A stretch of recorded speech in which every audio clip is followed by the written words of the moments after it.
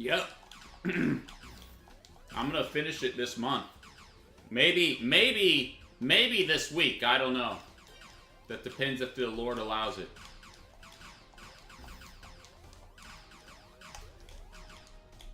Did you ever find your Switch?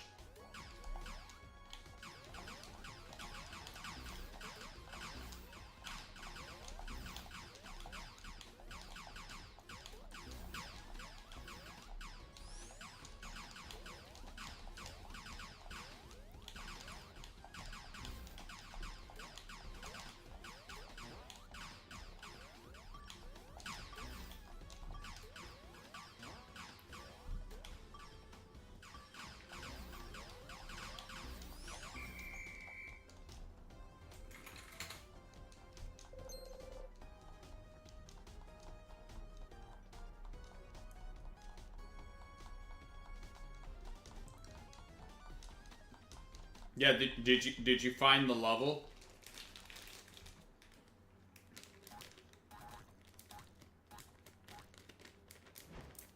I gave you my maker ID, so it should show it.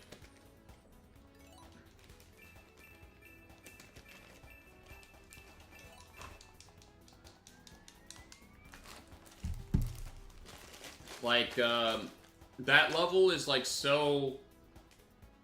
like out of the box thinking that I'm pretty sure DGR and those Ryuker, whatever YouTubers that play Mario Maker all day would have trouble with it.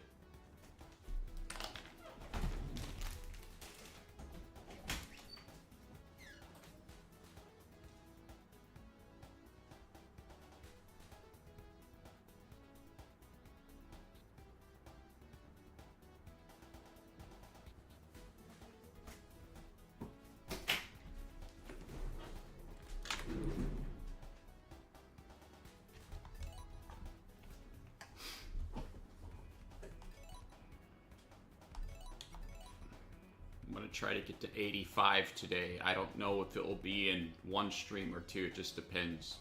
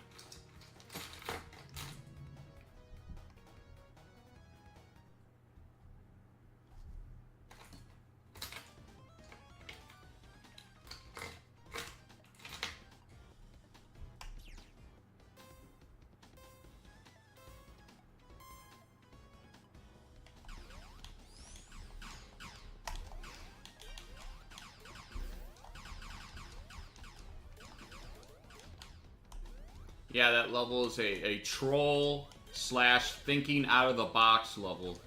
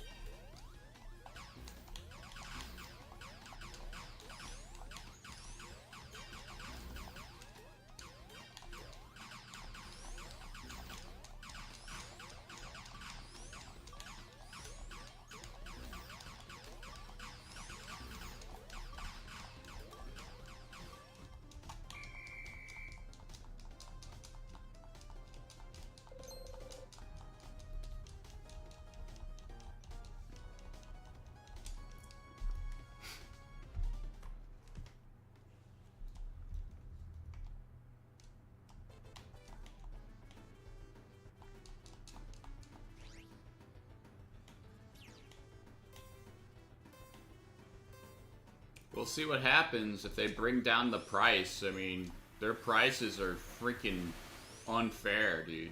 More fans have to speak up against that crap. They're blaming the tariffs, but like they still make profit even with the tariffs. That's just an excuse they can ride on, dude. They're being greedy.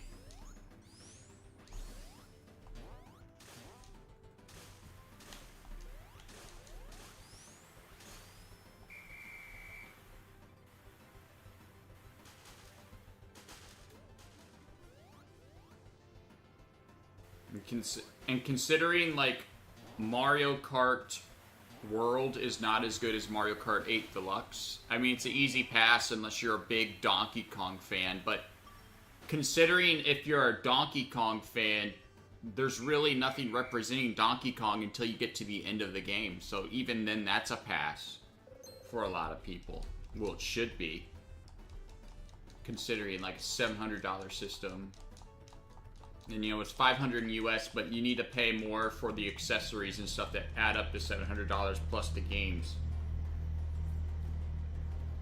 In Canada, I spent, like, what, 900 Canadian dollars pre-order the Switch 2 Mario Kart bundle with the Pro controller. Ridiculous.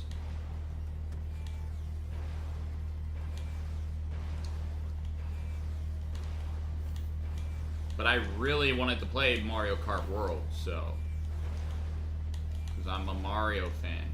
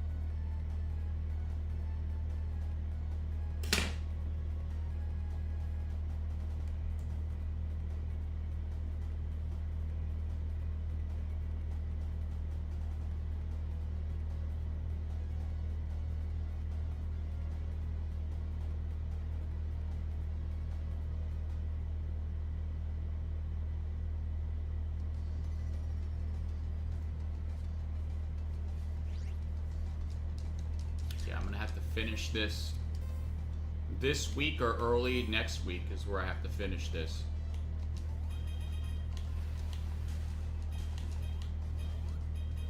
I'm gonna finish this before my birthday. Yeah. But, like, again, it's exaggerated all over the news. It's not as bad as people say it is, but it's whatever. It's just, you know, people being greedy. You know, governments being greedy. It's like, oh, I want to make an argument because I don't want to pay tariffs and stuff. It's like, well, I mean, Canada, you charge USA for that stuff, so they have the right to do it too. I don't know what you're arguing about.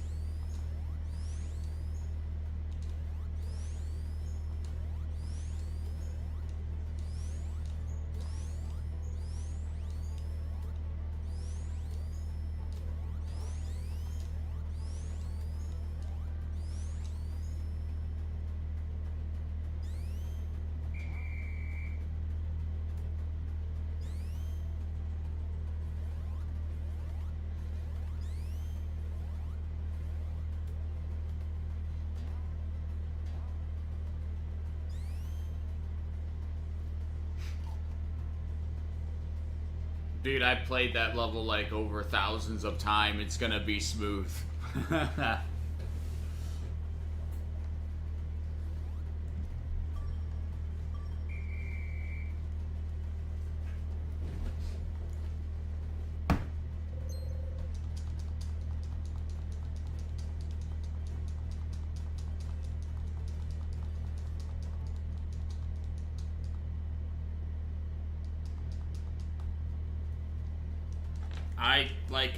I think after this match, you realize I only have to do 190 more matches, and I'm done with this whole grind.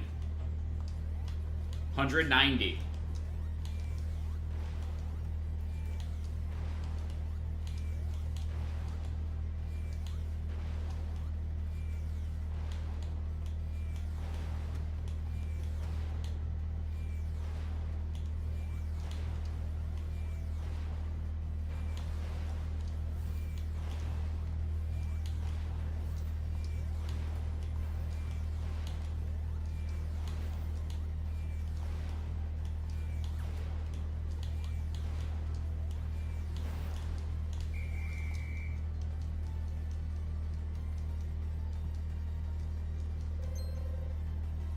Yeah, because those middle platforms, they take 2 hits.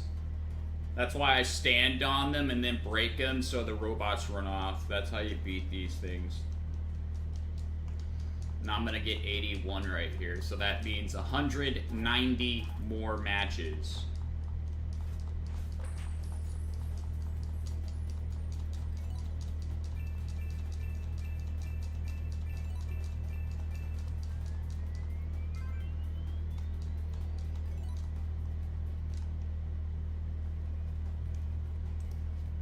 I didn't know switches could die. I still have my Switch one and it works fine. It just has some drift, obviously. That's about it.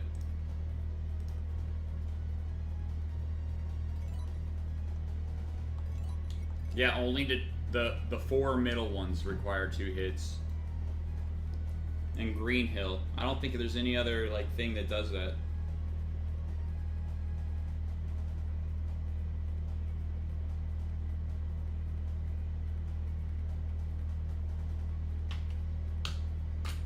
$190 more matches. I want to try to get 40 more matches today, and that is going to be 4 hours. 4 freaking hours, dude.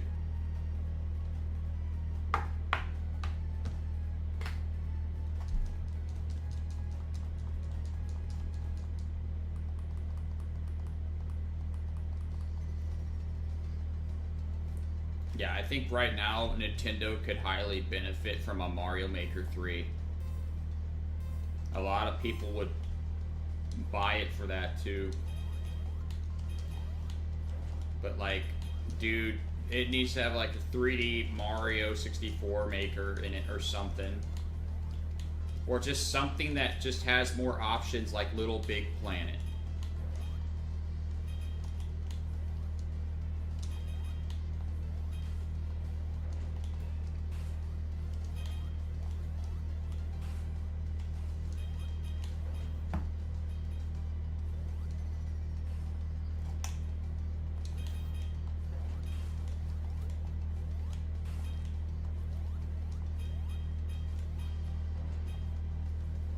I hope so. I mean, that's a new kind of 2D series. You know, the thing I hate about the Mario Maker 2 one is like, they're like other game modes, and there's only one game mode and it's 3D world, and there's like no other game modes. It's just other game modes, 3D worlds. So you mean other game mode? Because there's only one that you added. There was no DLC for Mario 2. And I think they were planning to do Mario 2 and Mario Land, but they just stuck with the power-up instead because they were lazy or something.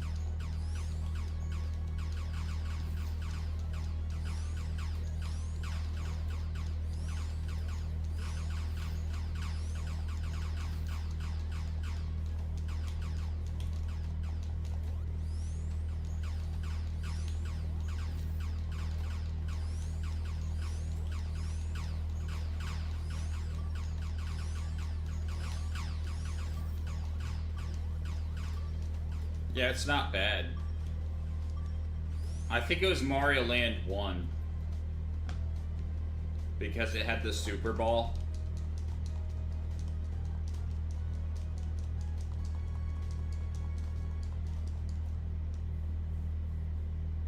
You can't even call Mario Land 3 Mario Land 3 because it's just Wario Land. Wario Land 1.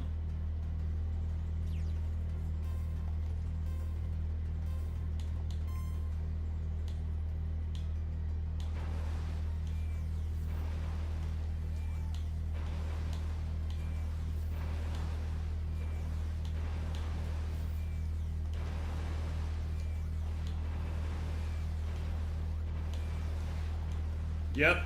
And they still don't have that on the NSO. But they got Wario Land 3 and 4. But not the first one. What the heck, dude?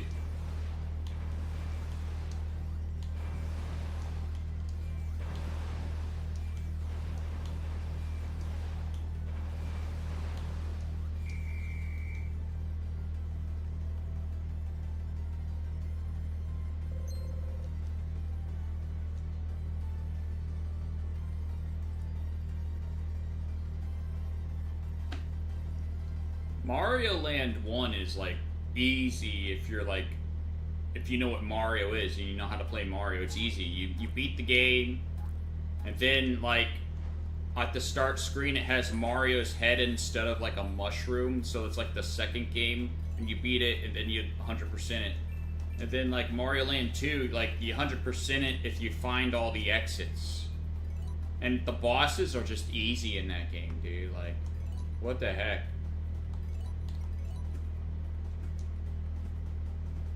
I think they called it Mario Land 3 just to make people buy it thinking it's Mario Land, but it's actually Wario Land.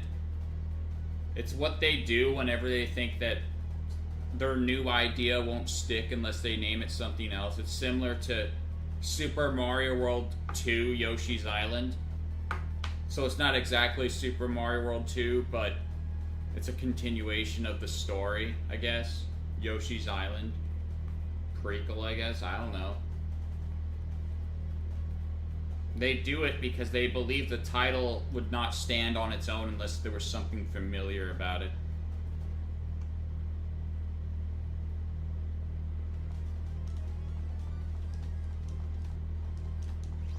Yeah, Mario Land 2 is, like, it's good, you know? It's easy. My favorite level is the space level. It's the moon. I like that level. And you fight Tatanga there, too, which is cool.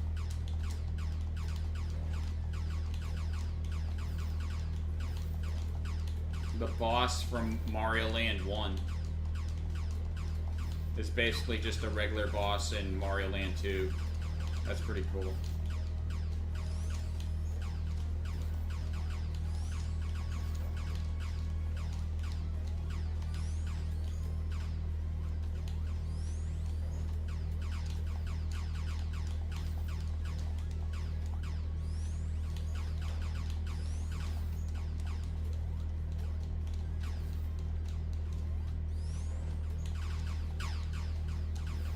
And Wario has a big head in that game, dude.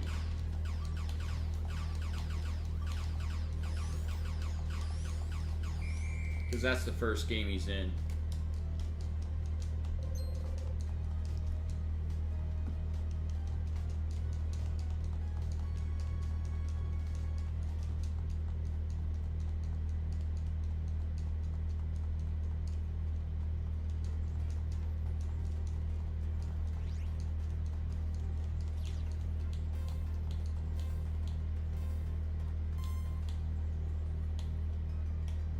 Yeah, but in that game, he has like a huge head.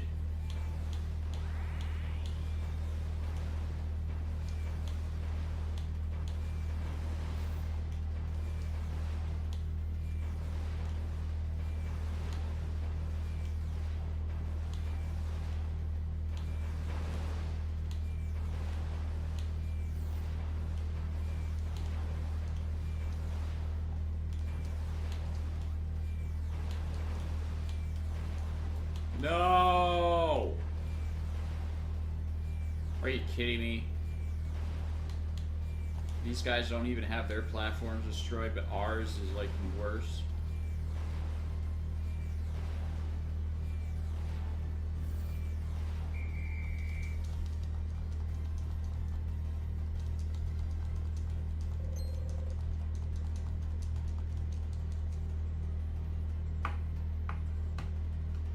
I know. He had an awesome theme too. It's pretty cool. And then they did the Wario Land games, and then they did Wario World, and then they did WarioWare, and then they don't care about them anymore.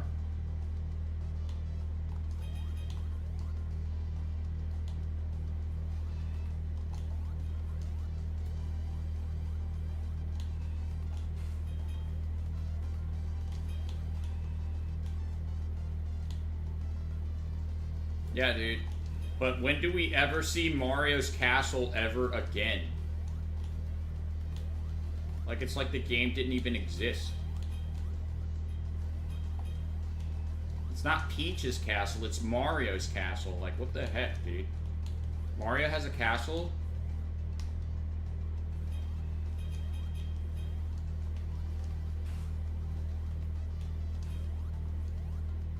Yeah, that's supposedly really good. It has, like, hand-drawn, like, sprite animations. It's just really good.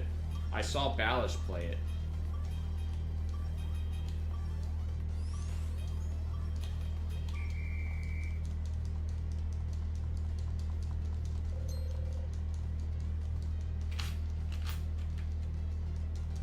That's just sad, dude.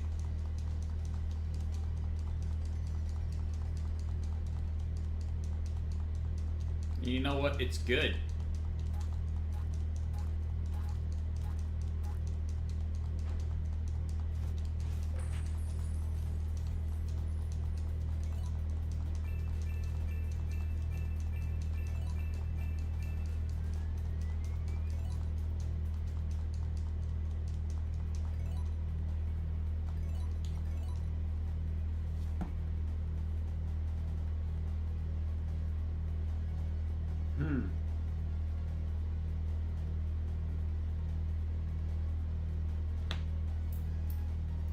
Dude, Miyamoto shouldn't be jealous for people that make successful games. Like, clearly he has some, like, jealous feelings towards people whenever their game is successful based on interviews. That's what I get. I'm not judging him either. I'm judging him with a sober mind based on what he's saying. Like, why would you say this if you're not jealous, you know? He envies and he's jealous, and you're not supposed to do that.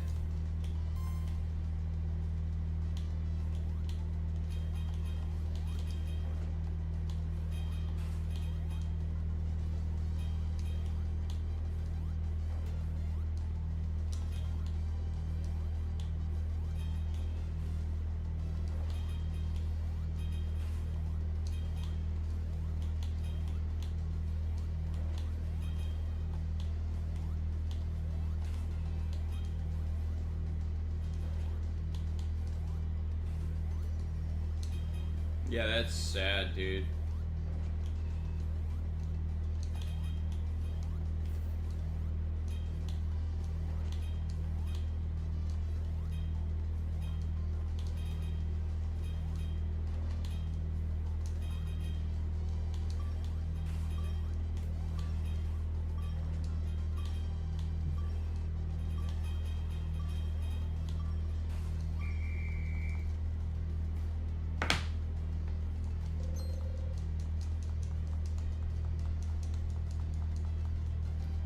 If you notice, like, a lot of people, they get in situations that are, like, bad or death, and it happens right after they mock God publicly.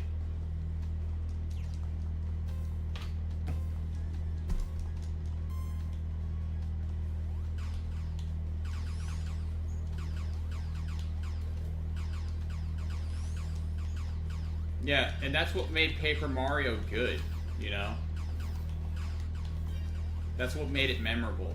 Is those characters that aren't in the original games that had personality and differences from their species compared to just the basic look of the species. That's what gave it personality, and that's why people like Paper Mario.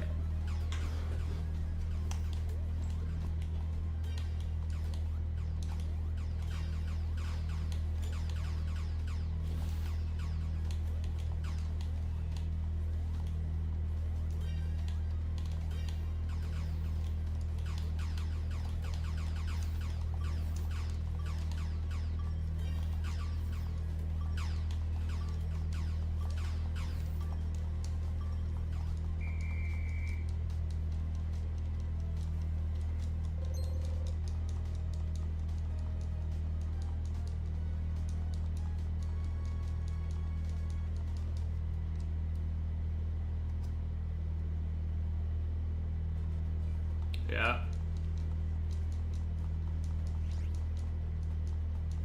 If it says God cannot be mocked, it means God cannot be mocked because that's his word, and his word is absolute.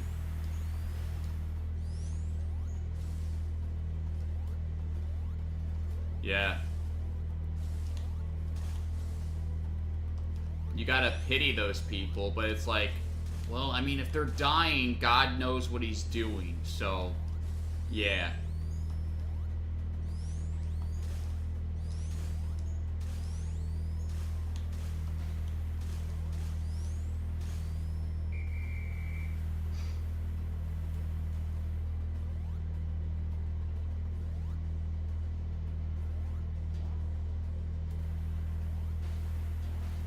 That most recent one was like, it was like a Hollywood Oscar show, and then they said God of the Universe 0 credit or whatever, and people were making fun of them, and then LA like burned like the next day. It's like, to me, that can't be a coincidence, dude.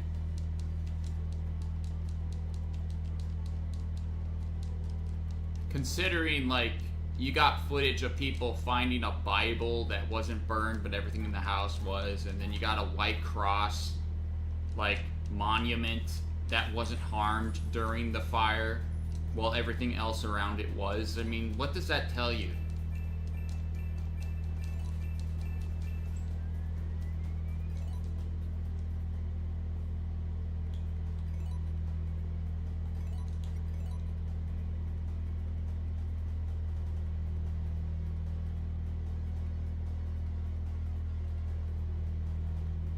Yeah.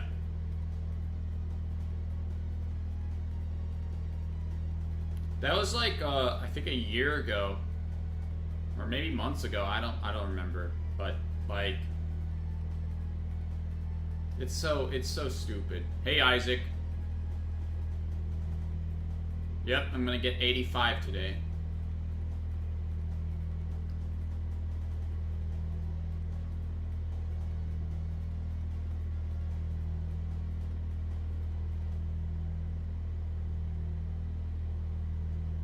I think another was with the Texas flood, if I remember right.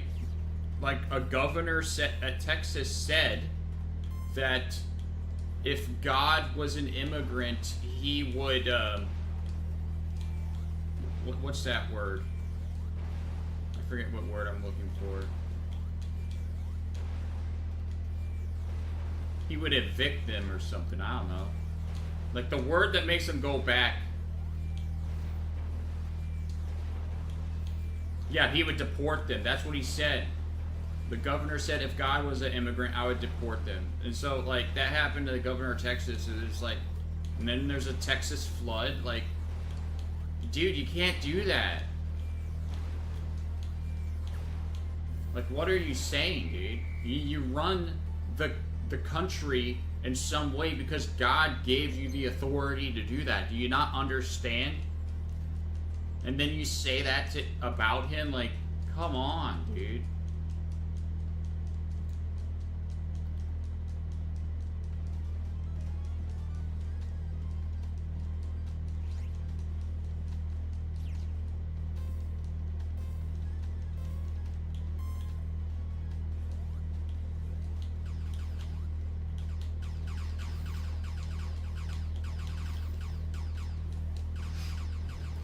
And right now, you got like Yellowstone Park, you got animals fleeing from that area because it's a volcano, dude.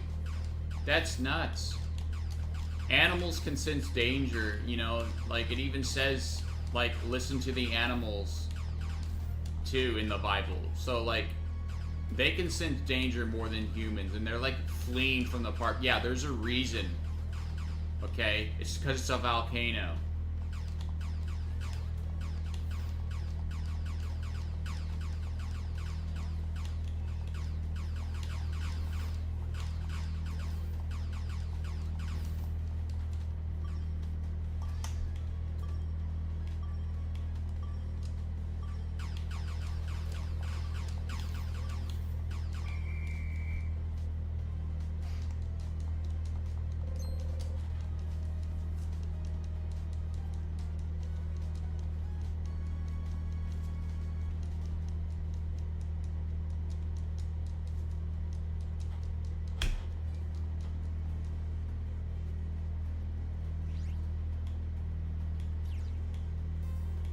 No.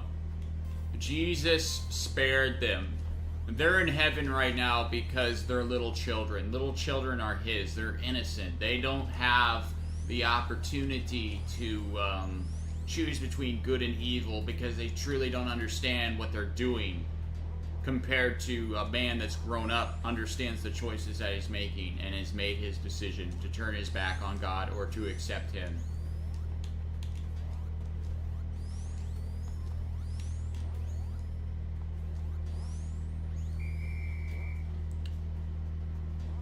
Even if, like, you know, those groups, like the Girl Scouts, you just trust God, dude. He knows what he's doing. They're Christian girls going on, like, a summer camp, and they went missing. Well, you trust God, okay?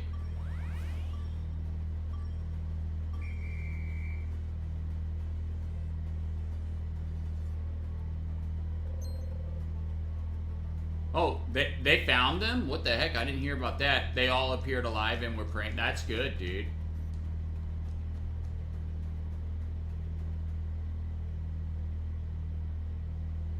Praying. Like, dude, a lot of people today are so blinded that they don't understand it. Like, prayer is how you get through your day. Prayer. Everything good comes through prayer. Dude, you have to pray. Yeah, see, I didn't even hear about that. I just thought they went missing. Now, like, yeah, that strengthens my faith even more, even though, like, there's nothing that can shake my faith that would say that God doesn't exist or he's not Jesus. Like, I'm 100% fully convinced that Jesus is God, and there's nothing that can change my mind about that.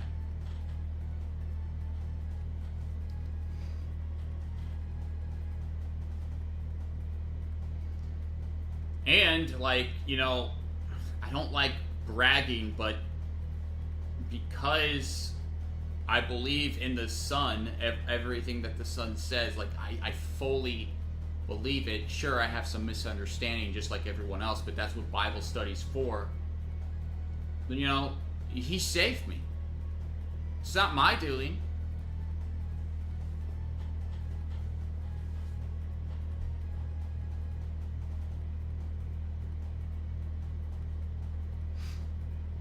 I trust in the Son and I believe in the Son. Okay, I believe in what he says, and because of that, I can speak to the Father through him.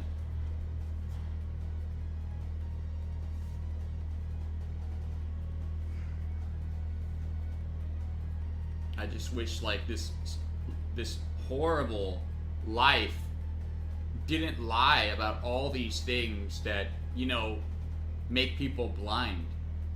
You have to really dig and find the truth of some of these things to even come close to believing it happened. Sad.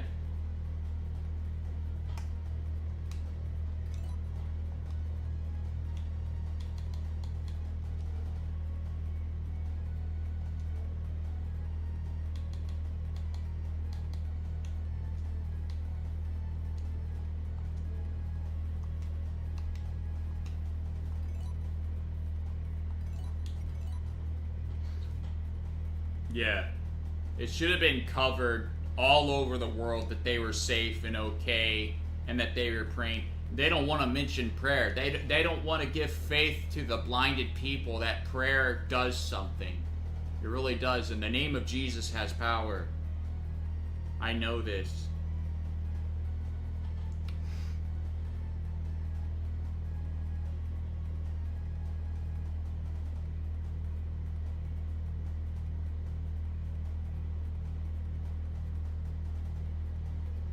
Well, I mean,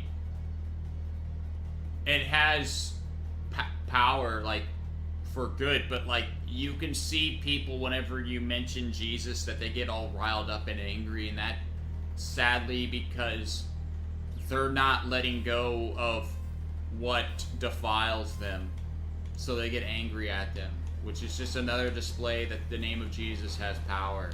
They can't let go of the things that harm them, that they don't know that harm them.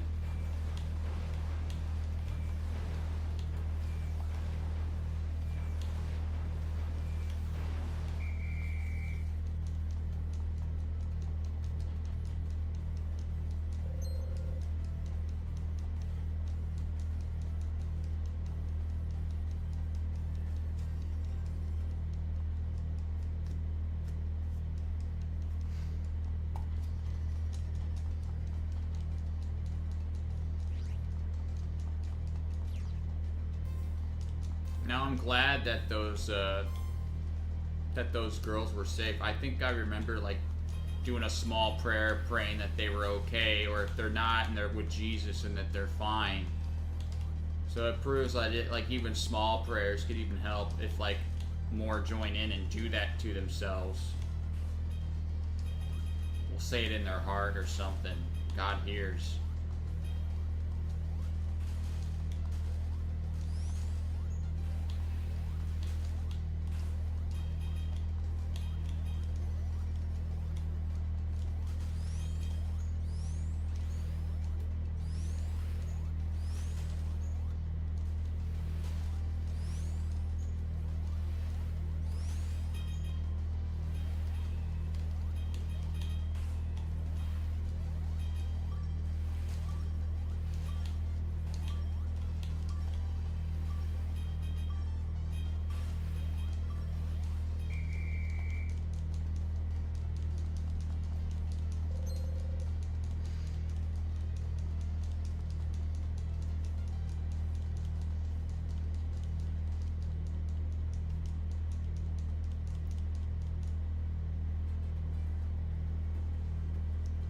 Yeah, you know, I used to be convinced, you know, when I didn't know as much knowledge that, like, back in the days, I'm like, oh, wow, back in the days it seemed so hard. Like, there's, like, nothing you can do and stuff. But, like, no, it's the complete opposite. We have a lot more distractions, a lot more temptation to face compared to back in the day where life was just working and growing food and stuff for your village and obeying the law. It's a lot easier to come to faith back in the day compared to now.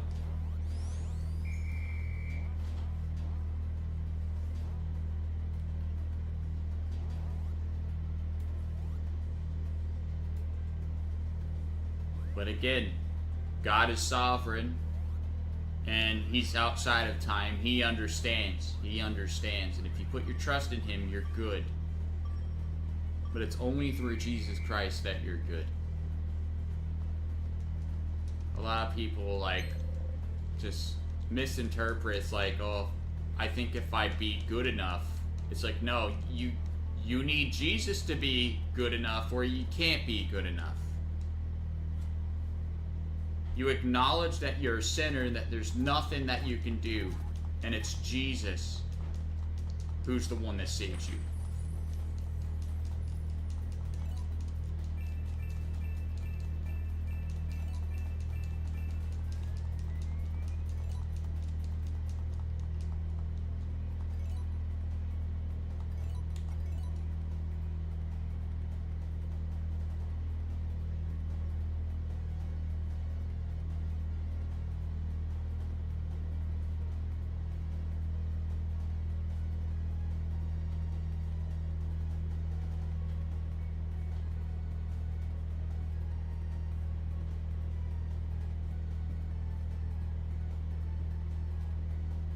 We're at a time where people call evil good and good evil. So if you, deny wanting to celebrate some, gay marriage, you're considered evil, but it's the complete opposite, dude.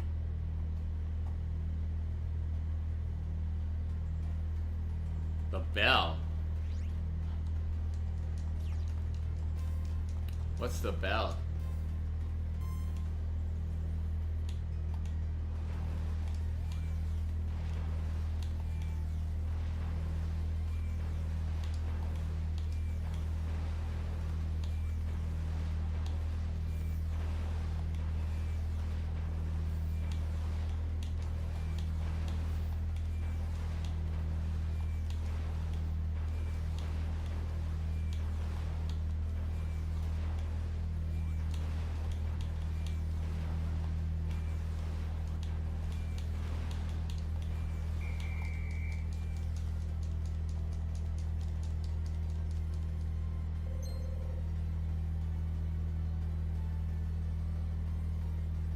Like just a bell?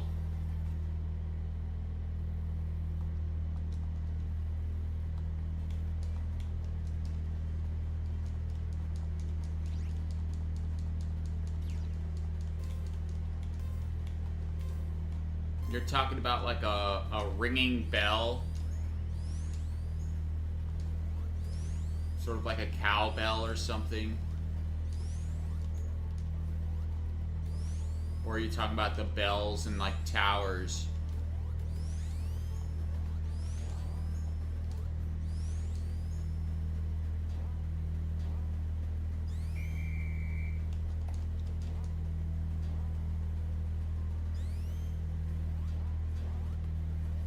That makes sense, yeah.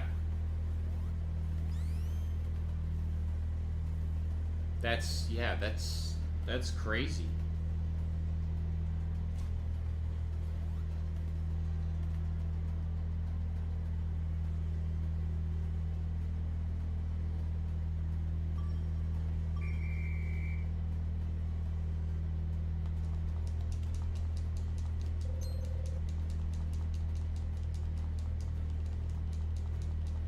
Yeah.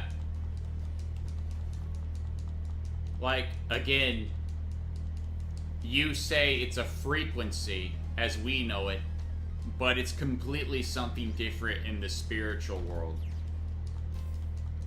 that we don't know.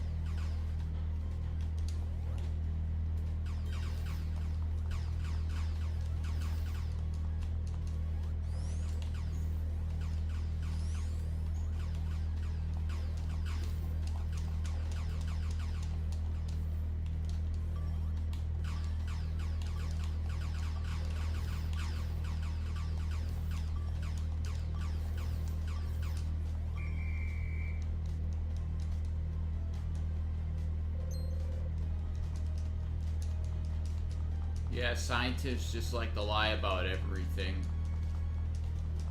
Yeah, sir, you got some useful information that's fact, but most of the stuff that they say is a bunch of lies too, supporting their other lies.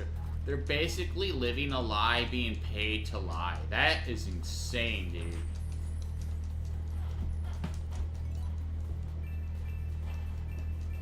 If you have anything that challenges their logic that they come up with, you're considered like a crazy or schizophrenic.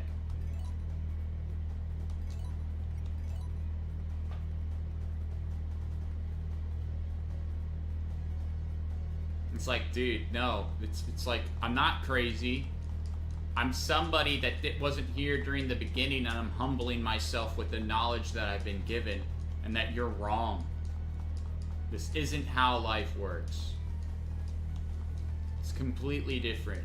And the history that you're saying happened, and all these periods of the dinosaurs, this is all lies. Hey, Angry Luigi.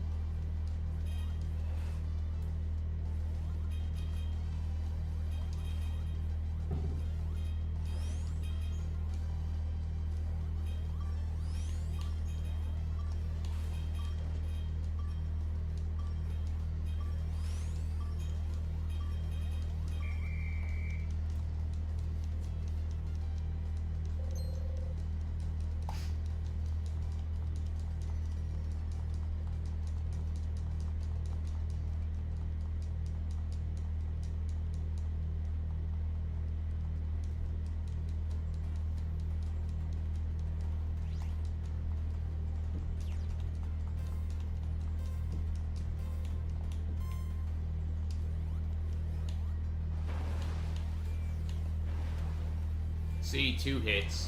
I stand on there.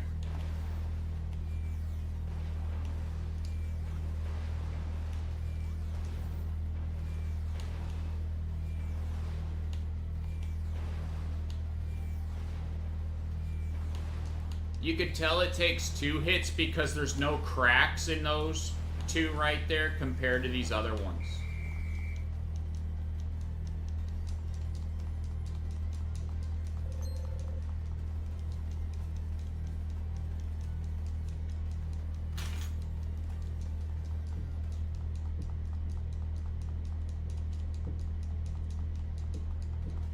In life, do you know what mud fossils are?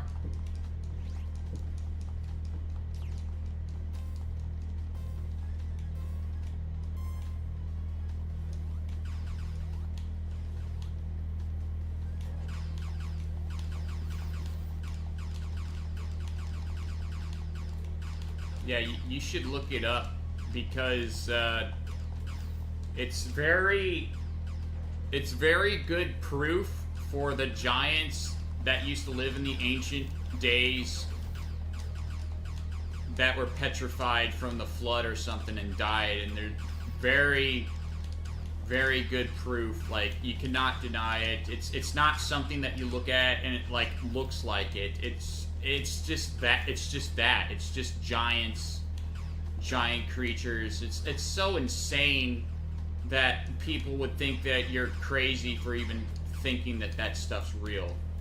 Basically, most rocks and mountain ranges are petrified creatures that died in the flood, and there's like organic material that petrified and turned into rocks, and it's true.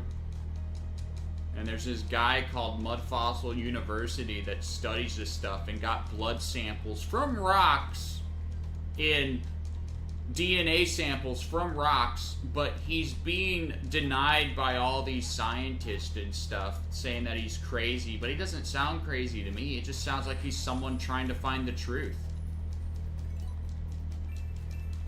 It's very interesting. But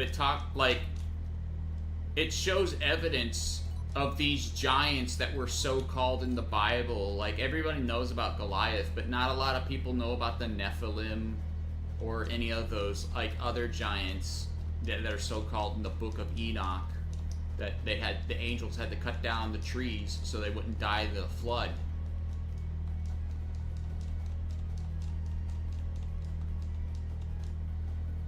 Yeah, I mean, it's undeniable that these things were giants, dude.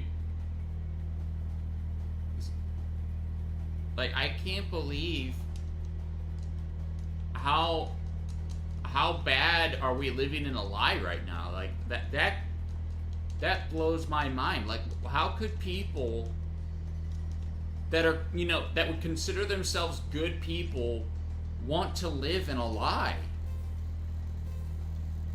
Yeah, it's mud fossils.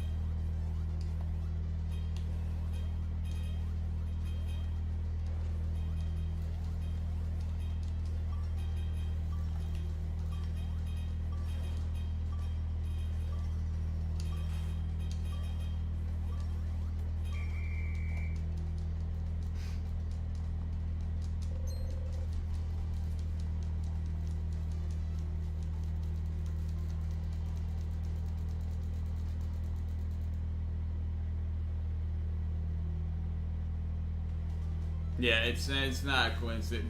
There were bigger creatures and humans, and you know, for me is like some of these other creatures, you know, it could be like because of those watchers that did stuff with human women, but it also says they did stuff with beast too. So like, and that would cause them to be, you know, that big.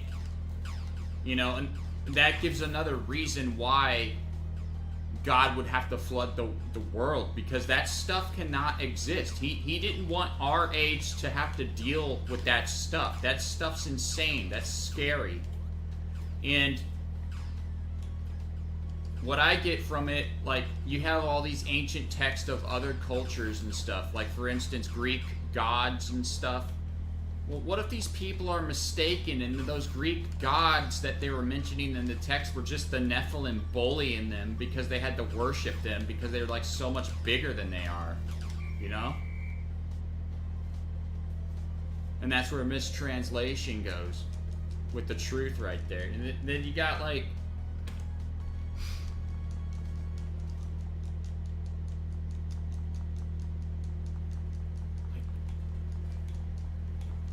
I don't even know why people that are considered smart people won't look into this stuff. It's like, wouldn't you want to know the truth? Why are you denying it? Why are you saying it's too crazy? You don't know the beginning of the world, so you can't say anything's too crazy. You're stubborn and you're ignorant.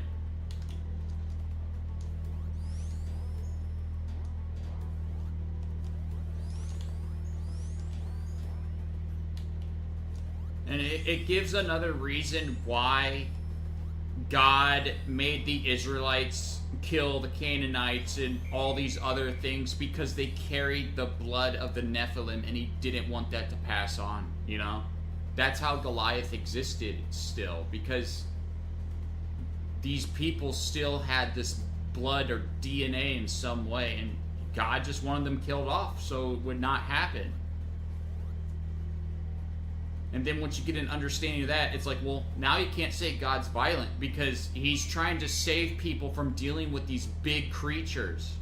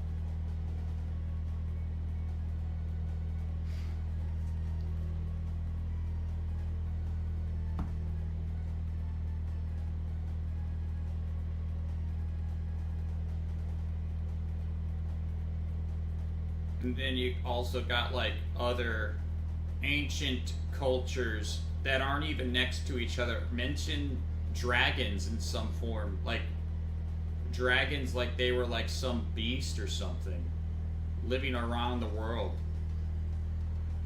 So it's not a coincidence. You can't say that they're mythical. Yeah, they're probably extinct now, but like they probably were alive. What? The Chinese calendar has like all these real animals besides the dragon, and you gotta wonder why. Why is one not real? All the others are. Because dragons were real at one point.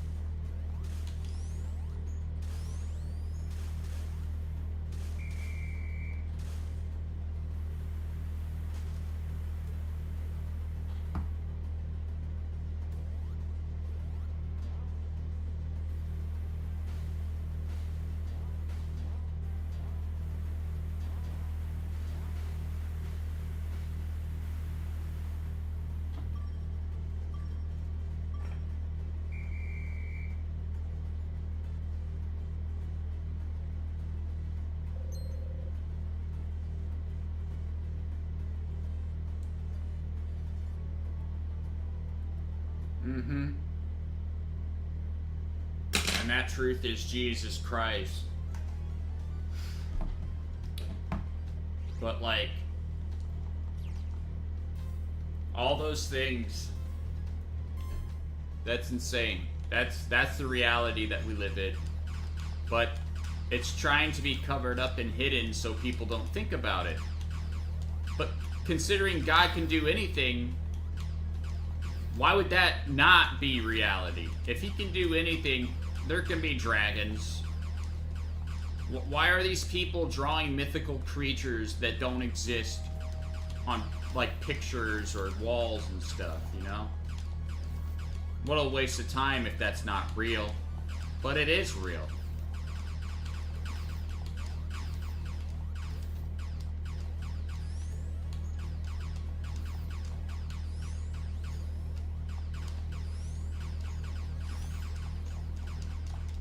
Is that the farms, Carol?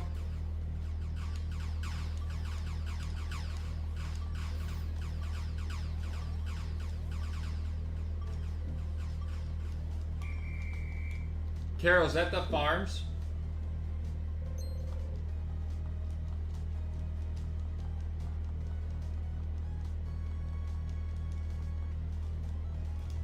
What? Yeah, give me a second.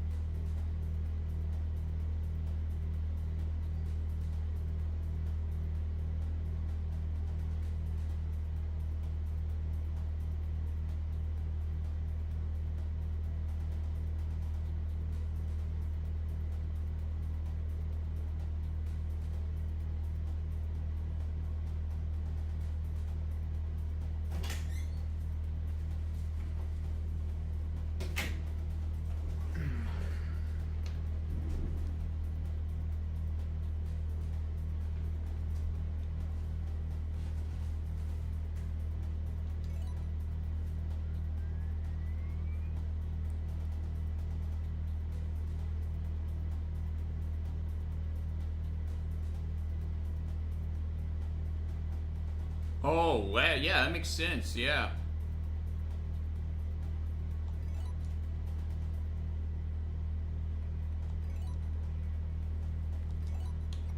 So the rhino's real name is actually called Unicorn?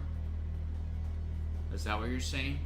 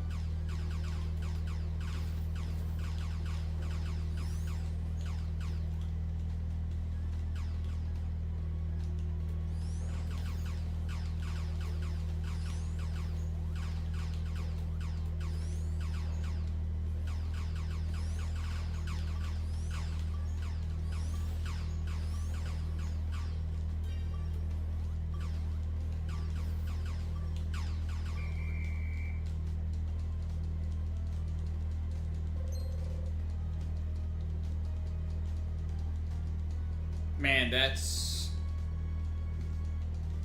so disappointing if that's true. Like, why would you lie about something like this? Just to hide it from people.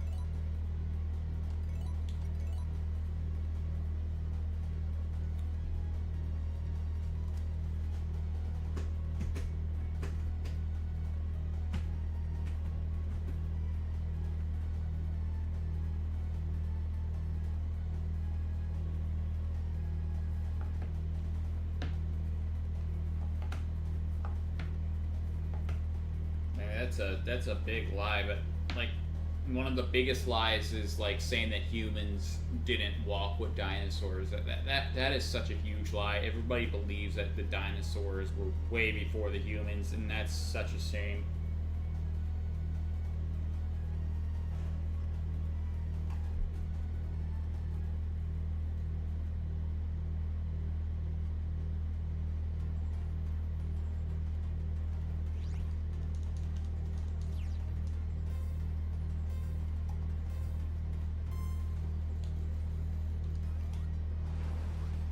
All right.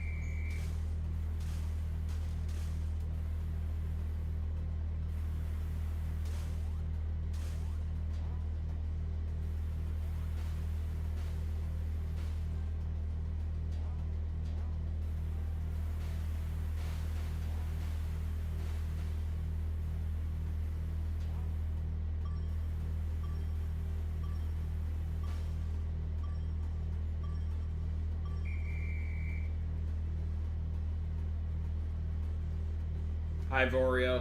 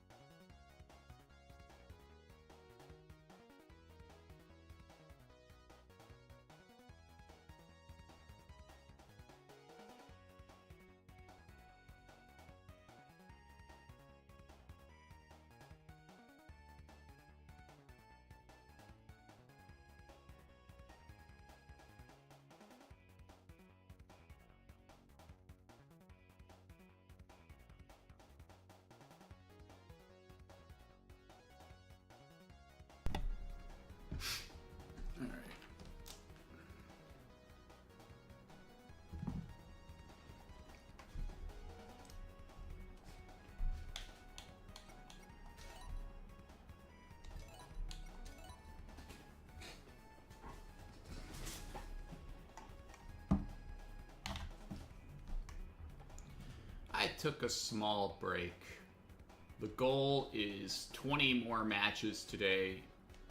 And maybe I can go past that. I don't know.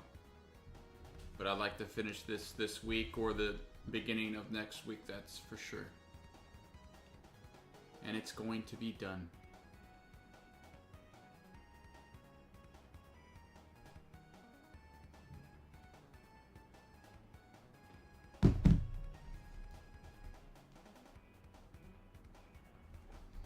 $170 matches to go.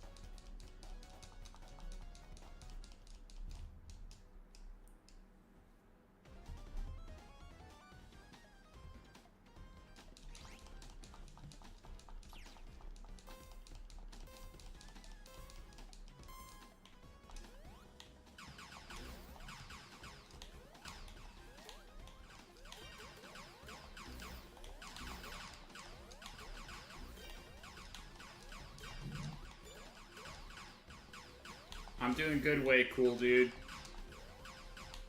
How about you?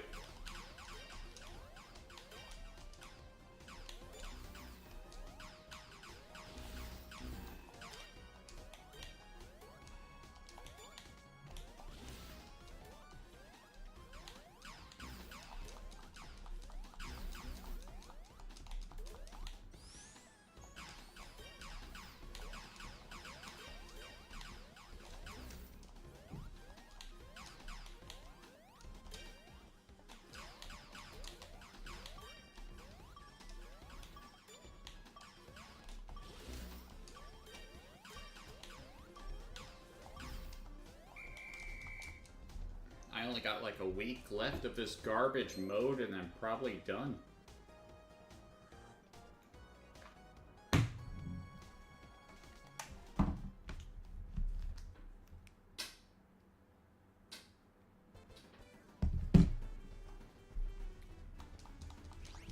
I mean, it's okay, but if you're playing it like 1,000 times in a row, it becomes garbage.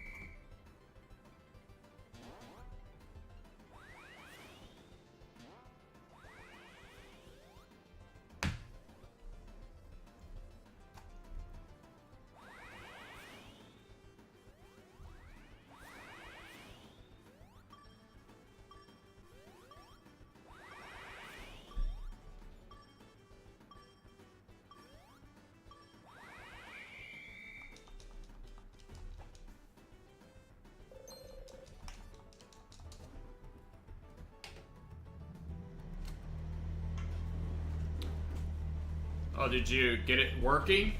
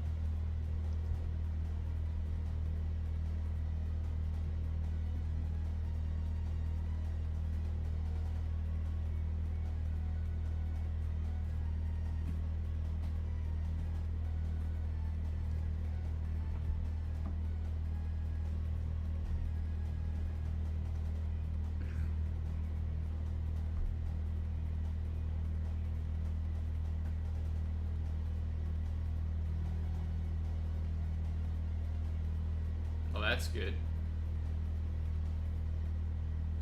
I don't see how it could, like, just die. It's kind of, like, new, you know? It's not that old. I got an NES that still works, so...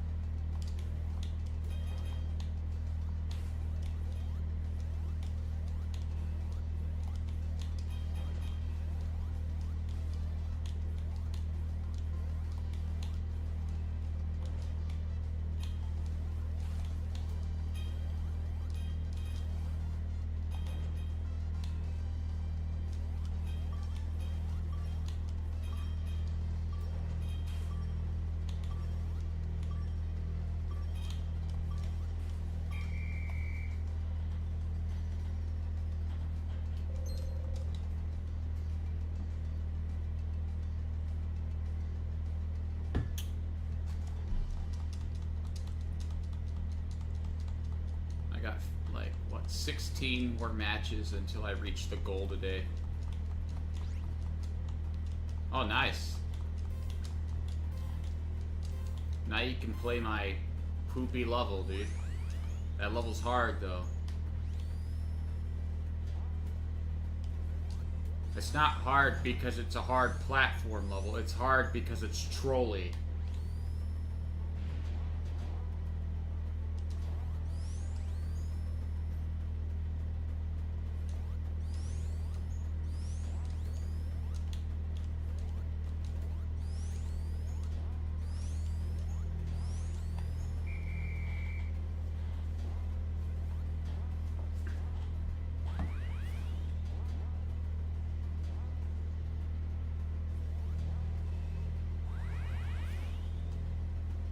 Yeah, it's always good to play some old games. Be appreciative of what you have and not always want more. But I want more Nintendo games. I just want them to make more Mario games. Oh, nice. I have it for Xbox. I beat everything in that game besides Vegeta's story, unless they did some DLC update I don't even know about.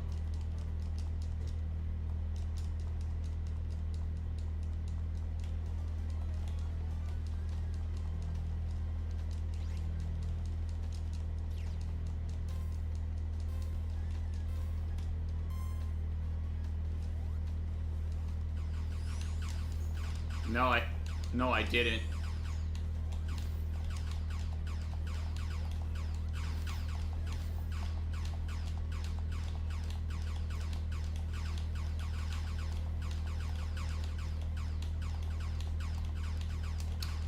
Oh, are you talking about like with the mountain in the background and stuff compared to like the HD version where it's like not a mountain and it's just like just canyon stuff? There's like a lot of stuff missing from the Switch version. That's fine. Like, the old Budokai game is... I like the old Budokai game. I have it for the GameCube. And I thought the music was good, and then, like, some of the voice acting, too. And they don't have that stuff anymore. They don't have those details.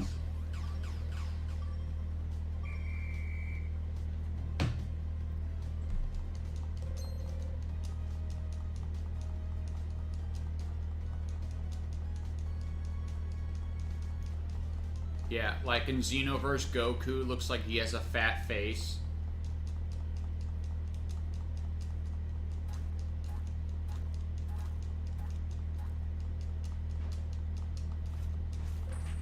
I still gotta do all my Xenoverse 1 achievements still.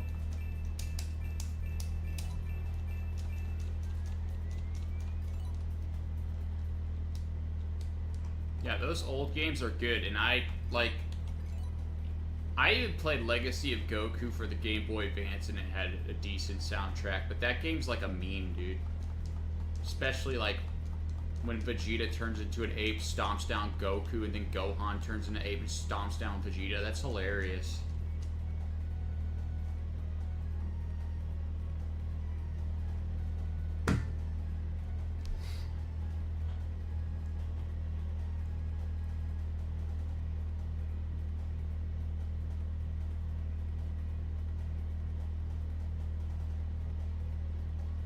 Yeah, so you know the part where Vegeta's like, I'm the most powerful warrior in the universe, and then turns into the great ape and starts walking towards Goku like an NPC, and then makes a stomp sound, go, boom,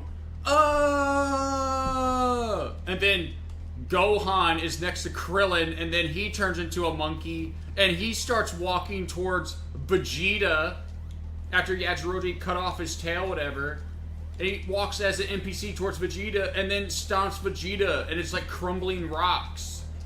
Like, what the heck, dude? That's like the funniest scene in that game. And I think I 100%ed that game. I think I got my Goku to level 30, and then did Super Saiyan versus Frieza, because there's nothing else I could do. So that's how you 100% the game. You do all the side quests, you get the level 30. It's pretty easy compared to the second one, which I never played.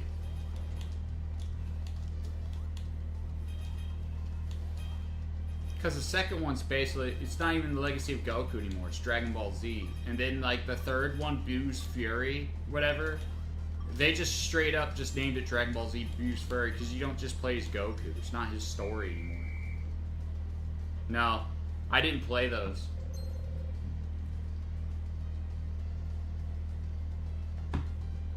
Exactly. Like, they abandoned the Legacy of Goku because you couldn't just play as Goku anymore. It was like just Dragon Ball Z, which is awesome.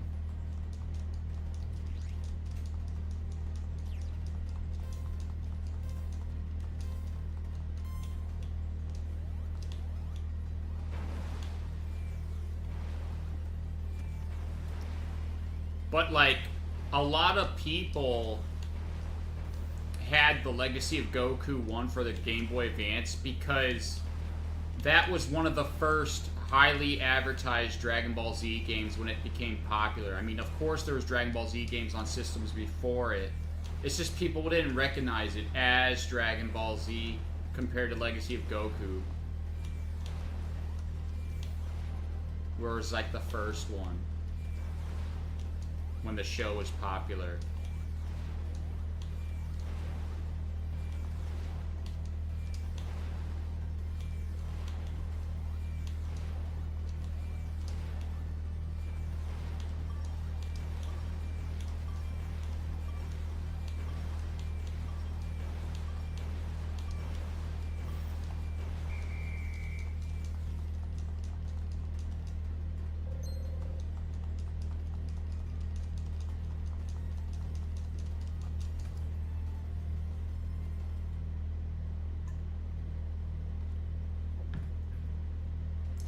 A fly exploit.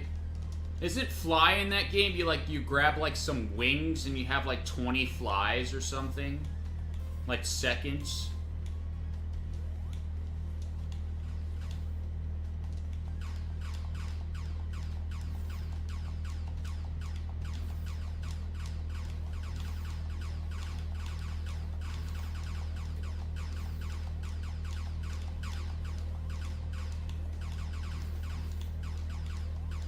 Yeah.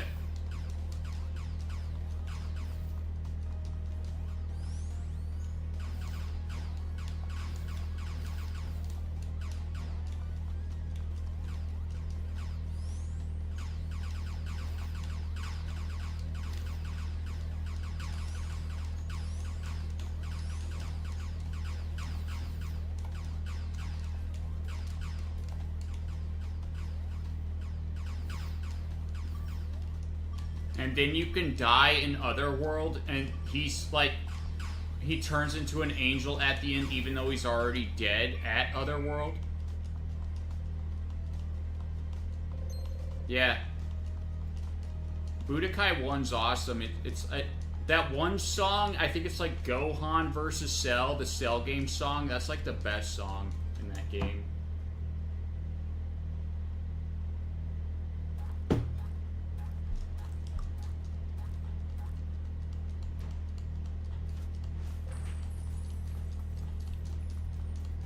Dude, the Budokai 1 for GameCube, at least, did like the whole Dragon Ball Z intro in 3D models, which is awesome. I got like...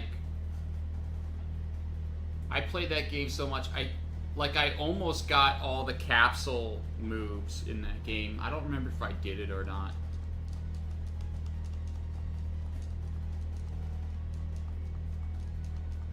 But I liked that game so much, it was awesome. And like, there's only Super Saiyan Goku, but Gohan and Vegeta have like a Super Saiyan that goes beyond it, a Super Saiyan 2, and Vegeta has Super Vegeta. I think they're the only ones in the game that have that, and Goku doesn't have it. He only has regular Super Saiyan.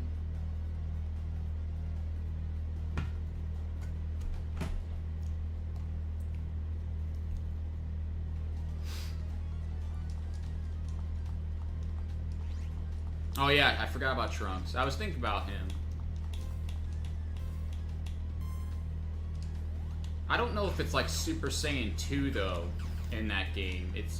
I think it might be Ultra Super Saiyan or something. Or Super Trunks. I know Vegeta's is Super Vegeta. Because his hair is like freaking massive in that game. And so is his muscles.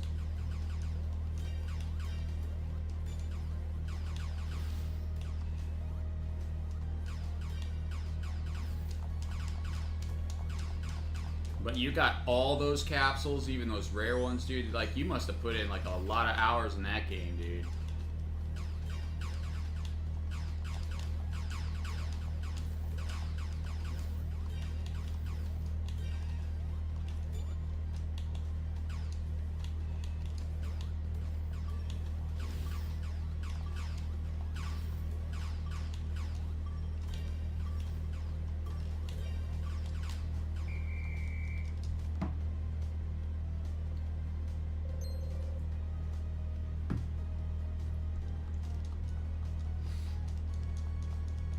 Yeah. I mean, Dragon Ball Z is what kickstarted anime here in the West, honestly. I mean, it was Pokemon, but most people treated that as like a cartoon than an anime. Like, Dragon Ball Z was like the first traditional anime that got popular in the West, and then more animes came over here in Toonami and stuff.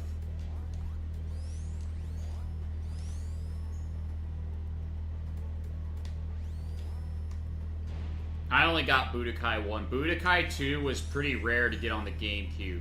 It's super hard to find. And then Budokai 3 is like for PlayStation. I don't even think it came out for the GameCube.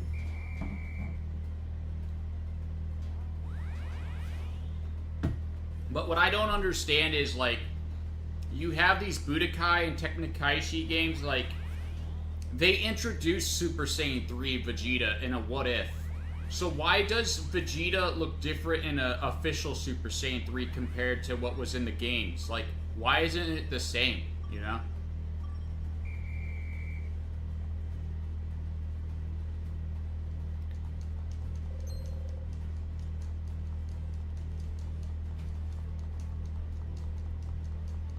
Yeah, last time I played my Budokai games was probably like late 2000s. Like, I didn't touch it after.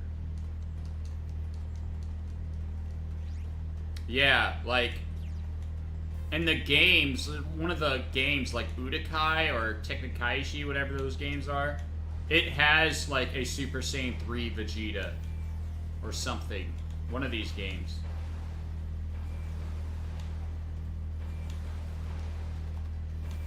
And it looked, you know, similar to Super Saiyan 3 Goku, but why is the Daima one, like, different? If we already had it exist before an official game media, you know? If it's approved, I mean, I would just count it as official. If they always approve the licensing for it. That's what I don't get.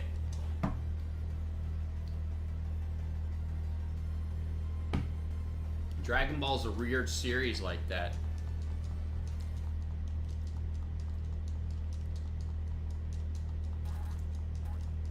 Hey, Super Gaming.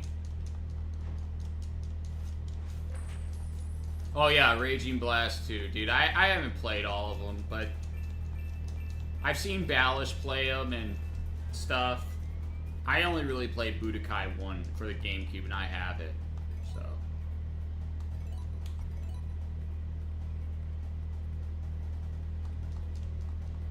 And, you know, those games are good, too.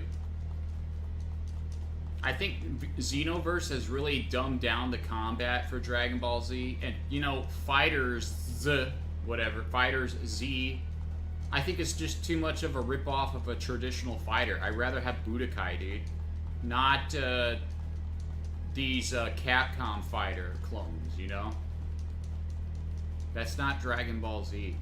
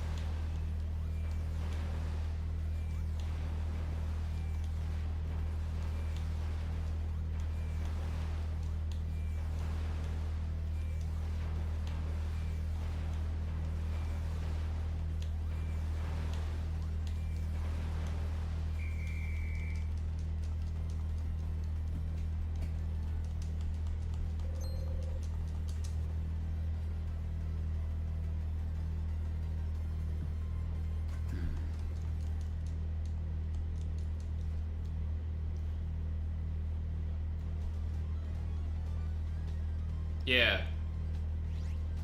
I just want to play a fighter, dude. And Sparking Zero is pretty good at that, dude. I play as, you know, post King Kai training Goku, Saiyan Saga Goku.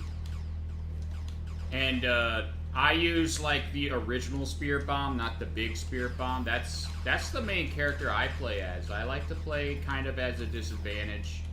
I'm not good at the game anyways, but I like playing as a disadvantage because it's fun. Because that's Dragon Ball Z. You always play at a disadvantage. The main character, at least.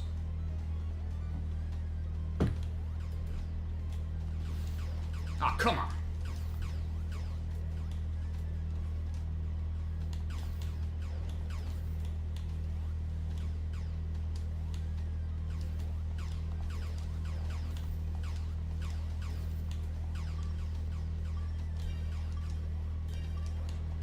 Usually, like, my mains in these Dragon Ball games is, like, base Goku or Super Saiyan 3 Goku or Super Saiyan 4 GT Goku. I'm not going to play as a Daima Super Saiyan 4 Goku. It has to be GT. I like the GT version better. Yeah, dude, he has a big white, yellowish hair that's, like, glowing. That's just the best kind of hair detail for Dragon Ball Z in the series. And then it's just like to me, it got more boring. I like that whitish yellow color for the Super Saiyan hair.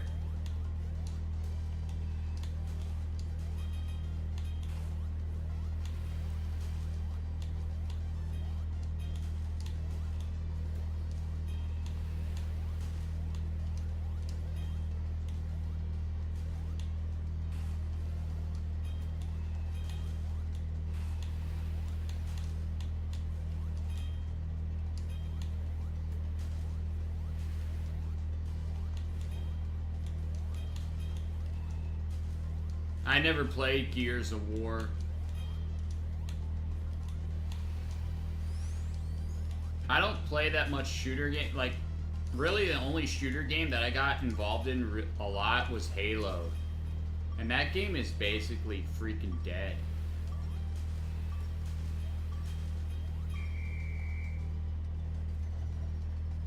Yeah.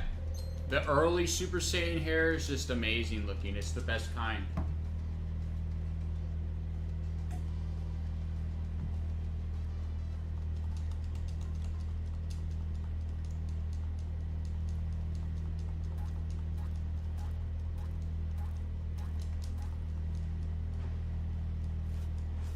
Yeah, it's the wavy, smooth, white, yellowish Super Saiyan hair that makes it like big as well.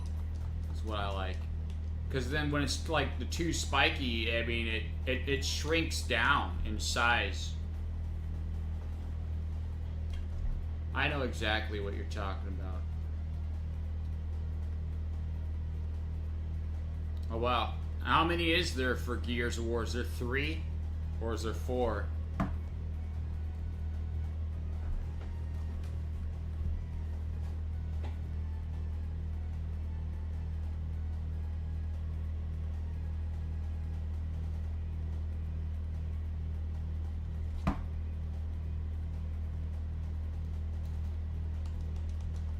Yeah, dude, is like a future appearance where he fights Frieza? Yeah, it has that same kind of hair.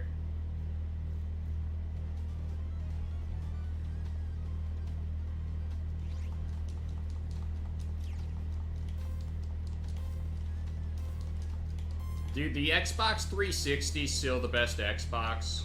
Okay, Xbox One was a flop, and Xbox Series 1 is just Xbox One. I don't see any difference.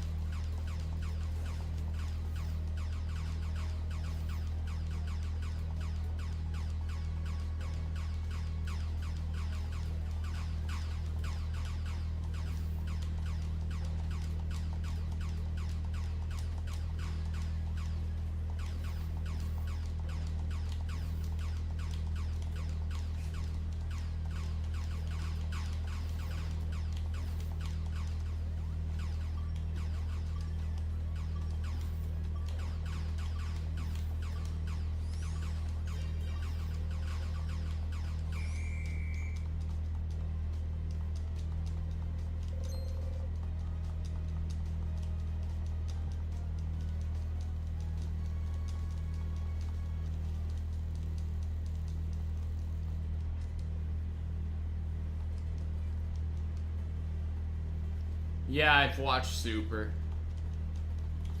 I don't like it as much because, like, you know, when I watch Dragon Ball Z, I see Goku being a mature, adult, good father, saying, and actually saying, I'm not going to be around forever, so I need them to protect the Earth and stuff. And then in Super, he's just like he was in the original Dragon Ball, but even more stupider. Like, how does that even happen?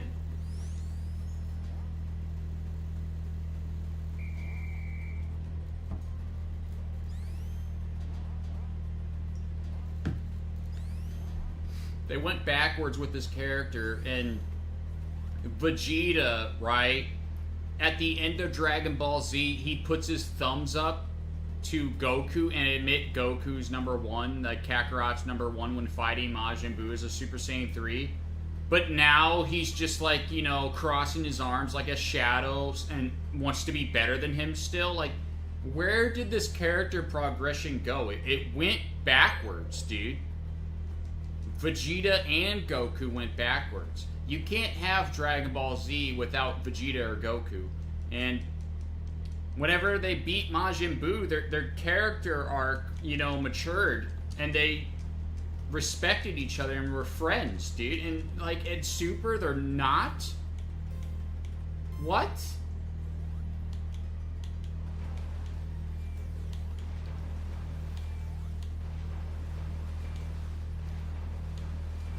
Yeah.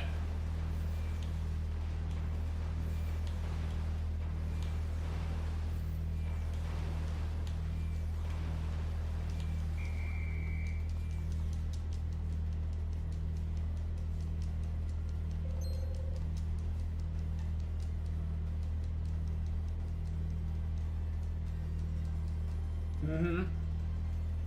When before it was just his black Under Armour thing. I don't know what it is. Tank top. Like, the characters went backwards, especially Goku, dude. He acts even more stupid than he was when he was a kid in Dragon Ball. That's insane.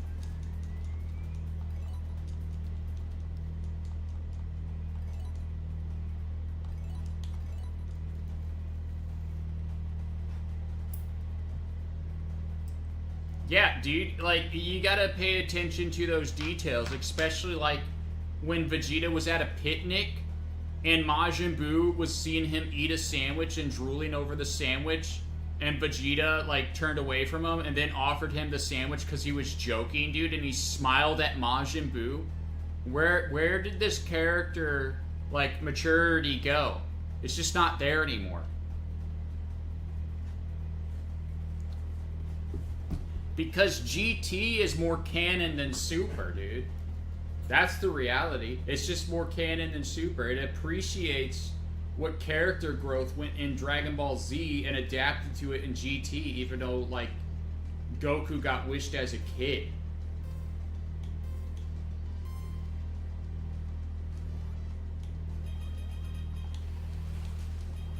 And, like, you know how GT ends? That's still the best ending and closure for the Dragon Ball Z series ever, is the GT ending. That's still the best closure for Dragon Ball ever. There's no series that came close to as a better closure than that.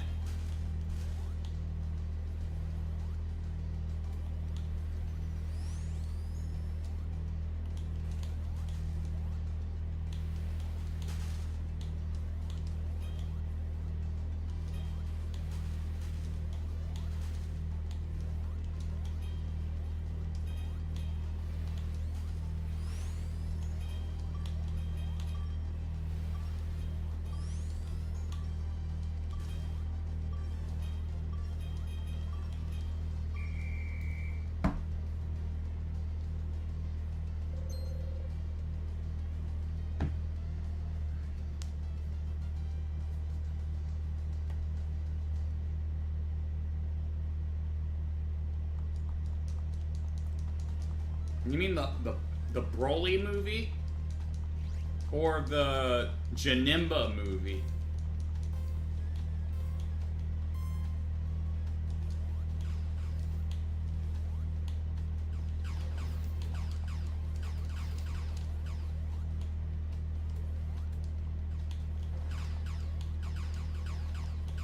Yeah, dude.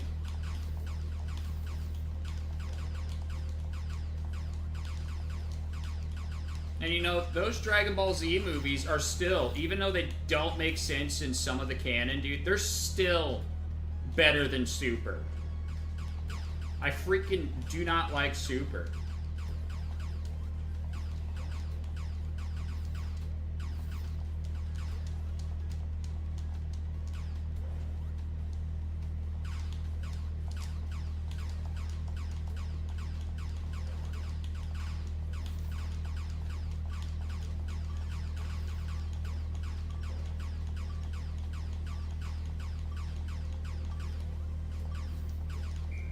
I haven't been keeping up with the manga, so like, did Goku and Vegeta beat Black Frieza yet?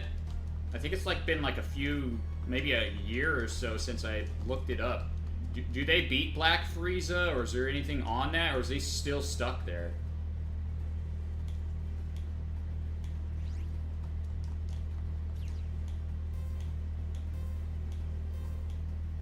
Yeah, it's a big plot hole, dude. It's a huge plot hole, because they're saying that Daima took place before Super, so why didn't Vegeta go Super Saiyan 3 when Beerus hit Bulma? You know? It makes no sense. Because you got Master Roshi going, oh, he's more powerful than Goku at Super Saiyan 3. It's like, well, he is a Super Saiyan 3. He just didn't turn into it. If you're saying that this comes before, like, Super.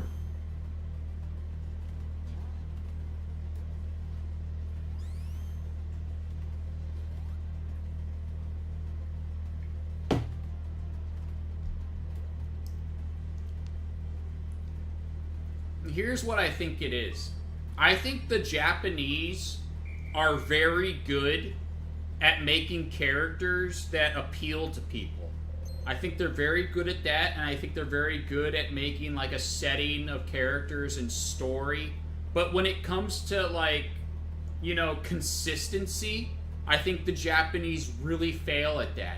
And that, you know, like international people that work on this series is just better at keeping it consistent compared to Japanese. I mean, you see it in Mario, you see it in Sonic, you see it in Zelda, you see it in all these franchises that you're like, there is no consistent narrative when it comes to these series because the Japanese are just not good at making it consistent.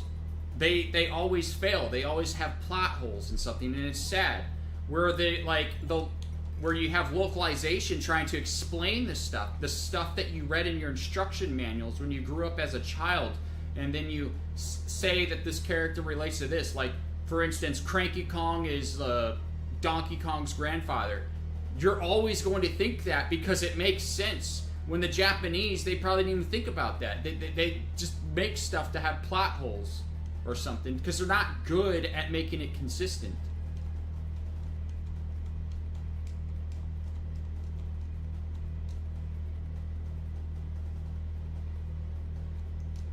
I think that's a reason, and I really think not being racist or dissing on the Japanese, right? But judging by how they interact with people's ideas, I think they're very prideful when it comes to dealing with the stories they created, that other people can do it better than them, and they have pride over it, and they envy that, or something. So they don't approve of it.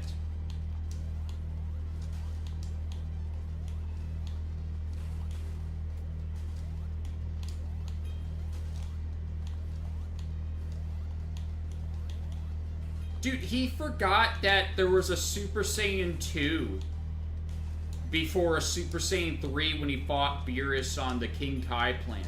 That's supposed to be Super Saiyan 2, dude. Isn't that insane? How do you forget your transformations, dude? Like, that's what people care about the most in Dragon Ball Z. Is the power scaling, the transformations. I mean, it's literally called Super Saiyan 3. How do you not know that there's one before it?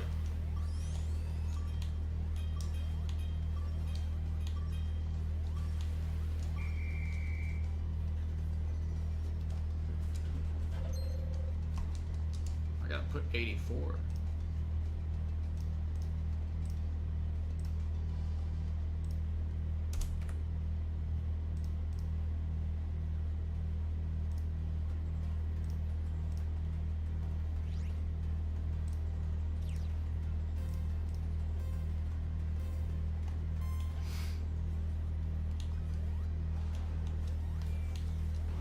And when you bring this stuff up that have like non-consistent like character traits or something, like fans of the series get mad. It's like, oh, it's not a big deal. It's you know, I'm not judging them because you know they want to fit in with the crowd, right? So they basically say, yeah, I grew up with the Japanese dub of Dragon Ball Z. No, you didn't, dude. Dude, I didn't even know Cha La was an official like song for Dragon Ball Z until I saw Team 4-Star on YouTube. I thought it was like a parody. I didn't even know that was Dragon Ball Z's real theme song. Because I'm used to Rock the Dragon. You know? Because that's what I grew up with. I didn't grow up with Cha La. And, you know, the American soundtrack, like Ocean or Funimation soundtrack for Dragon Ball Z, just fits Dragon Ball Z better than the original Japanese score. The original Japanese score fits OG Dragon Ball Goku. That's fine. Because that's where I first heard it. It fits OG Dragon Ball Goku. But it does not fit adult Goku with these epic transformations, dude. It just doesn't. It doesn't work.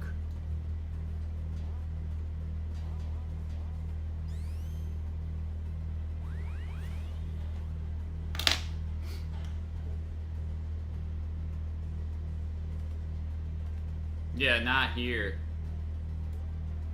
It's all Dragon Ball Z. It was that one.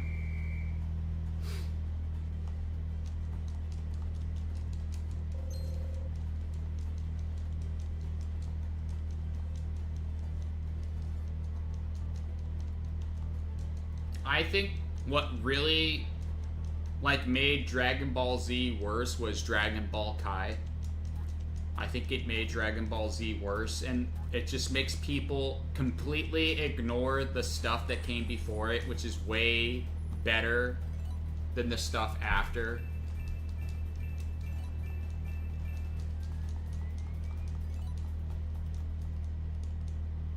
Yeah, dude, Ocean Dub was perfect, especially for Saiyan Saga and early Frieza Saga. Or Namek Saga.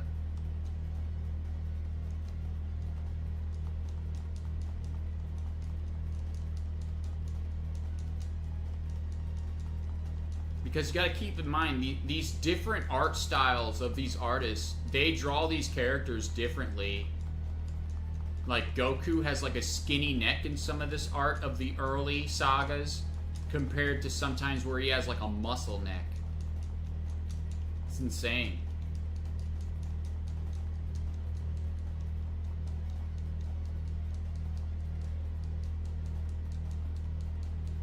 So many different art styles in Dragon Ball Z episodes.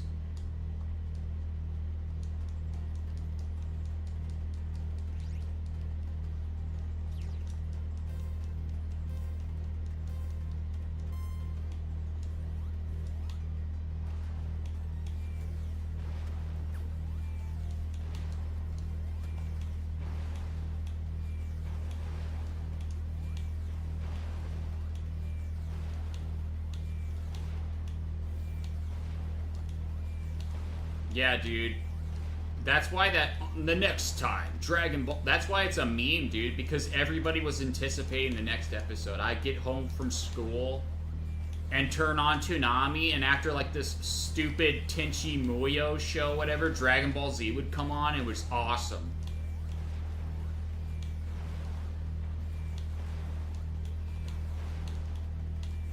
Hey, Republican.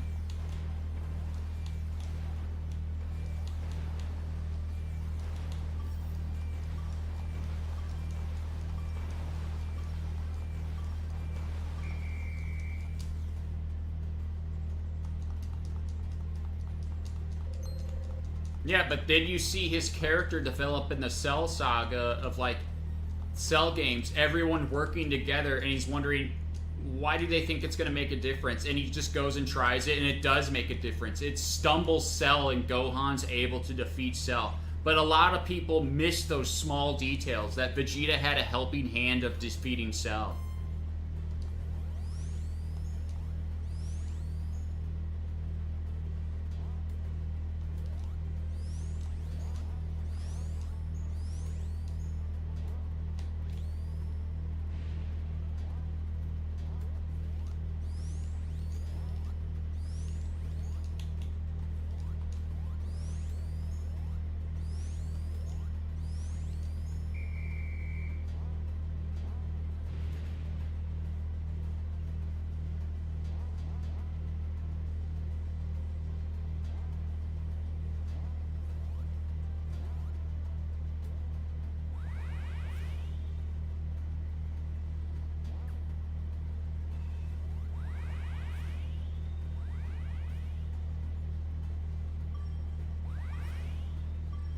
Yeah. It's because of his character development. It's like he needs to help is what did it. And he sort of mellowed out, but he was still mad that he couldn't fight Goku to prove he was better. It was still lingering on him. And that's basically why he wanted to quit fighting. Because he had no purpose. His purpose was to defeat Kakarot.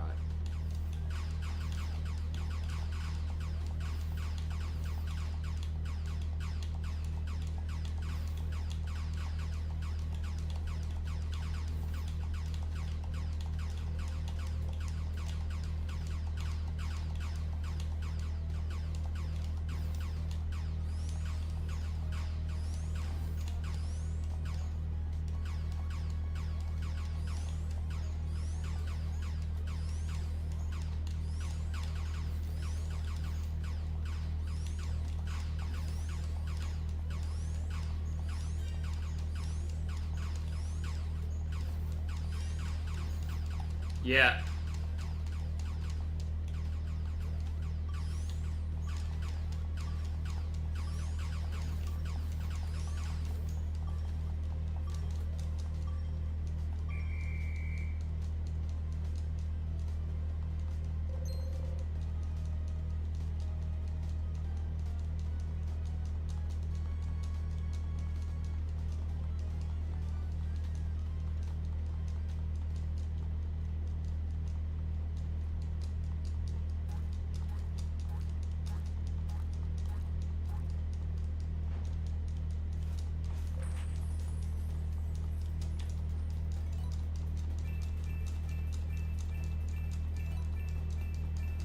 That's good that you remember those details in Light, because other than Balish, I don't know anyone else that brings up these details. That, like, they don't talk about these moments in the show that are inconsistent with the characters that are portrayed today.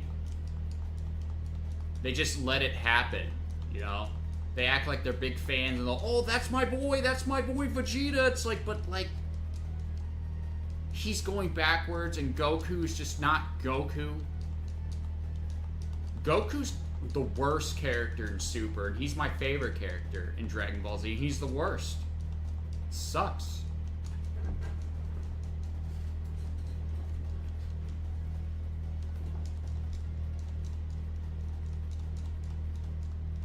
Like, did you see the future Trunks saga with Zamasu and Super? How they, like, screwed up that ending? Isn't that weird? That there's a timeline where Trunks and Mai have to go back to, where there's Trunks himself and another Mai, and, like, what is that?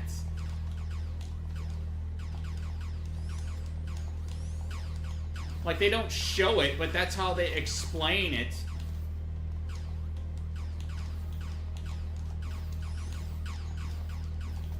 Oh, I just gotta live here like it's normal. Like, no, dude. Like, no. What kind of ending is this?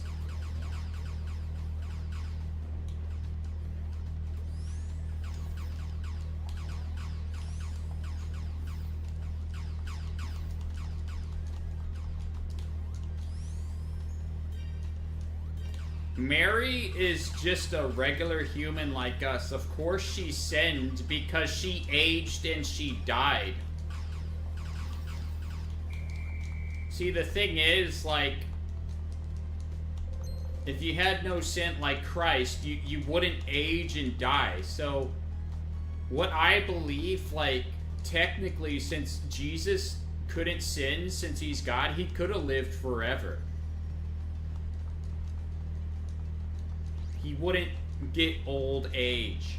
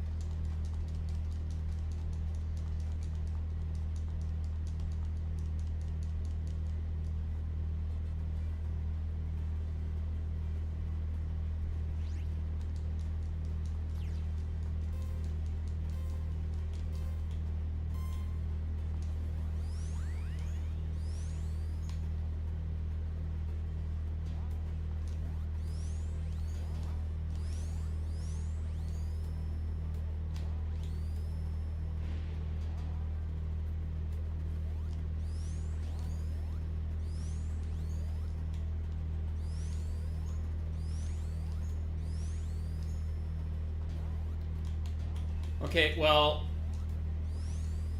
you're always going to sin no matter what. You can sin less, though. To overcome lust, you flee from it. You run away from it. So, like, if you have the urge to look up, like, you know, porn images, well, you just run away from it. But you ask Jesus to help you if you can't do it.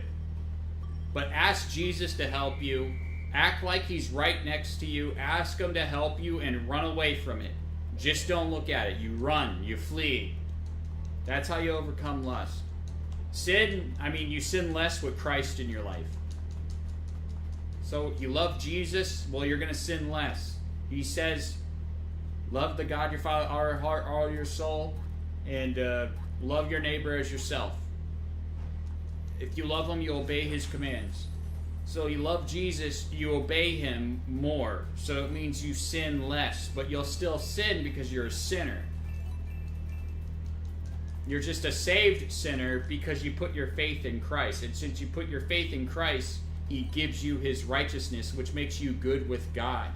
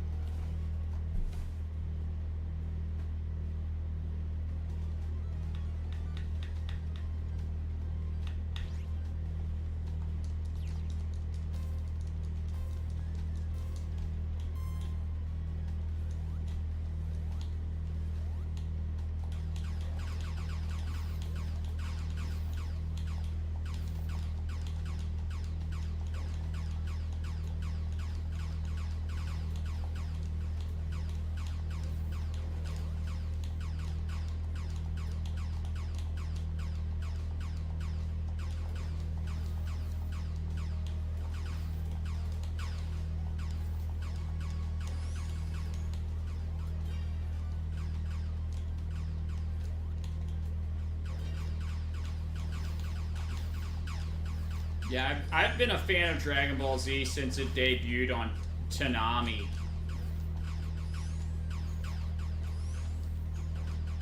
Not as a big a fan as, like, you know, as other people, but big enough to where it's like something that I have interest in my life. Similar to Sonic, Mario, Zelda.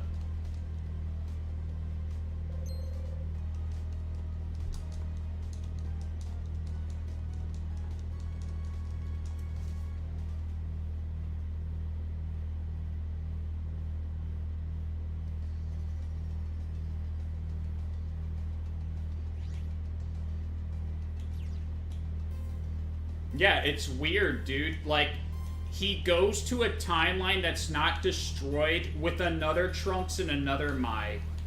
So, like, if Mai's his girlfriend and the other Mai is other girlfriend too, like, how are they gonna know between each other which is the right one, you know? Like, it's so stupid. It's lazy writing. Going good, CB.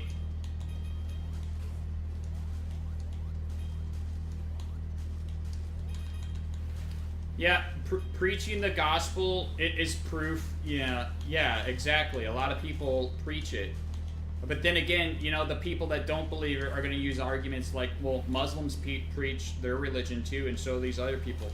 Yeah, the difference here is, though, they don't preach it out of love, true love. They preach it as in thinking that they're right and they're trying to prove others wrong. There's a difference here.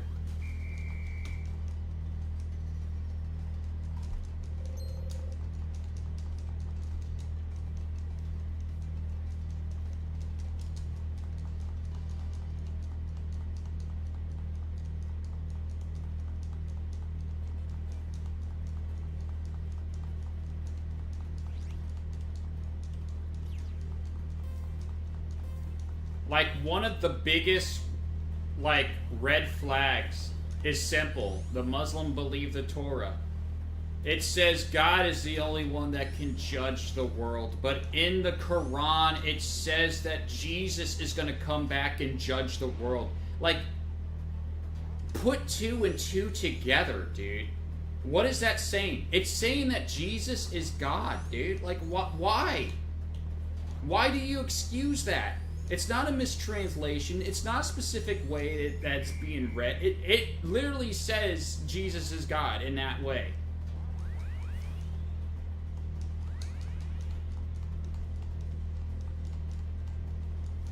You can think like you're a good person all you want, but when you look at the rewards of a Muslim, which is like, what, the virgins, dude? Dude, virgins? That's man-made. That is man-made religion. You don't get that stuff when you go to heaven, dude. You get stuff that you don't expect. That's why, like, again, Jesus tells you to deny yourself, because we live in a state where we're rebelling against God. So to get on God's page, same page as God, we have to obey him and do as he says, which we're not used to doing, which is foreign to us, which is why the name of Jesus has power and stirs up people and getting angry, because they ought to give up things that they like. That's all it is.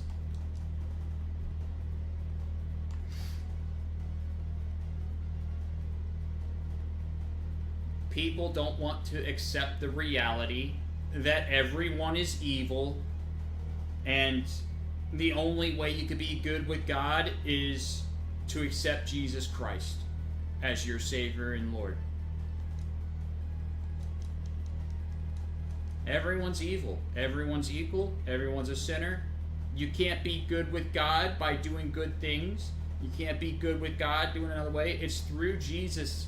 It's the only way to make it to the Father. Can't come to the Father through anyone else. It's only through Jesus.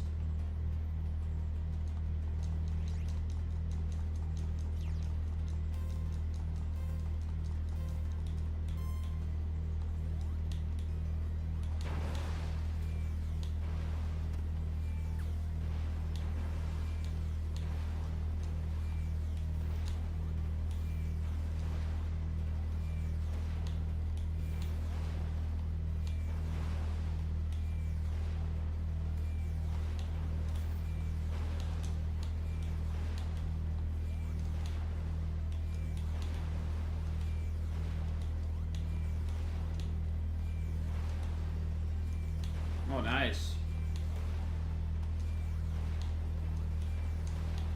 Yeah, NSO is like expensive too. It's like $50 now for a year. It should be for free.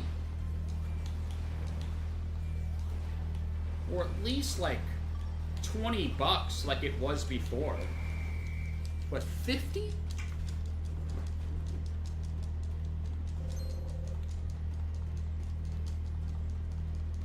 And notice how, like, you get a booster course pass for Mario Kart and Animal Crossing stuff. Okay, so if I have NSO and there's a Mario Kart World update, it better come with that, and I better not have to pay for specific DLC, dude. Yeah, pride is a bad sin because it got Satan kicked out of heaven. He wanted to be worshipped, and he was jealous of God. Why would you hold on to pride if it gets you kicked out of heaven? I don't know.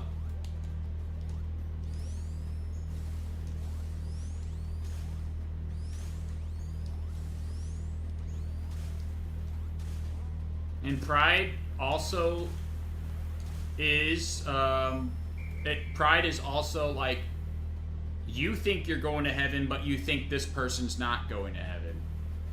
You can't do that. That's pride as well. You're basically saying that you're better off than them. You can't do that.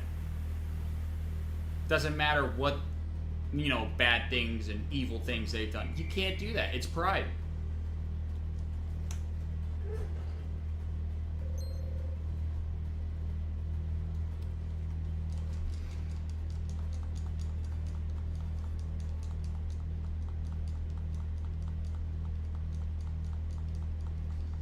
Yeah. By God's mercy.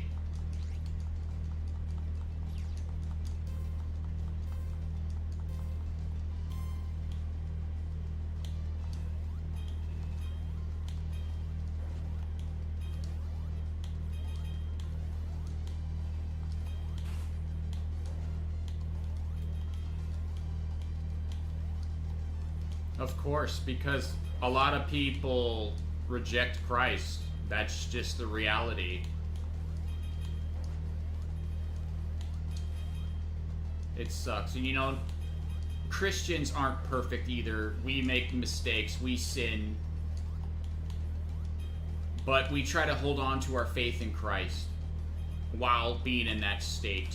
That's the thing. And when you preach the gospel, you preach the truth, you gotta be humble, you gotta be gentle, you gotta be kind, you gotta be with love.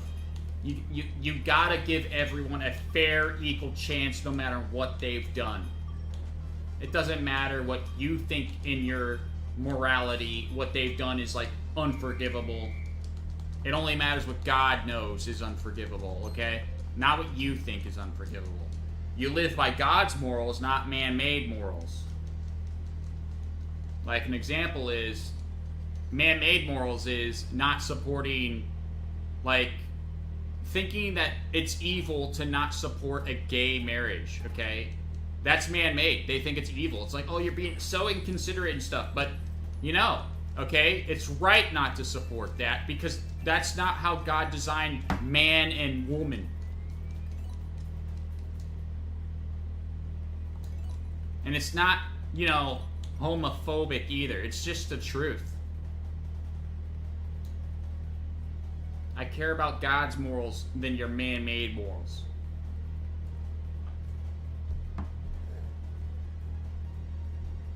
So that's kind of like what they say when the days are, they say that good is evil and evil is good, kind of. It relates to that a bit. Well, yeah, I mean, I've never truly meant, like, I don't think I've ever said truly that I meant for someone to go there, dude. To me, that's scary because I know in my heart I deserve to go there, but because of Jesus, His mercy and love, I'm so thankful for. Who am I to say who gets to go there, you know?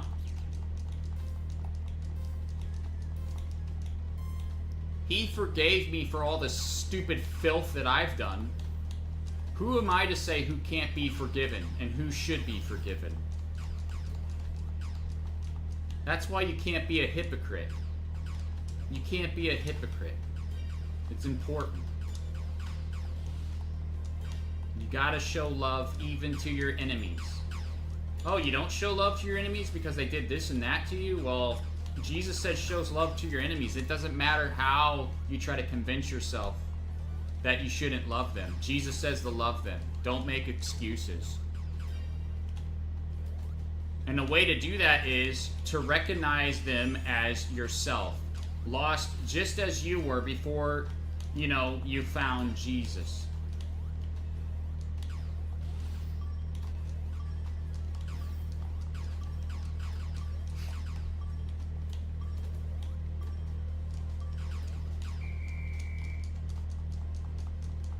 See, there's spiritual gifts. I believe, like, my spiritual gifts is, you know, being generous and mercy, showing mercy to others.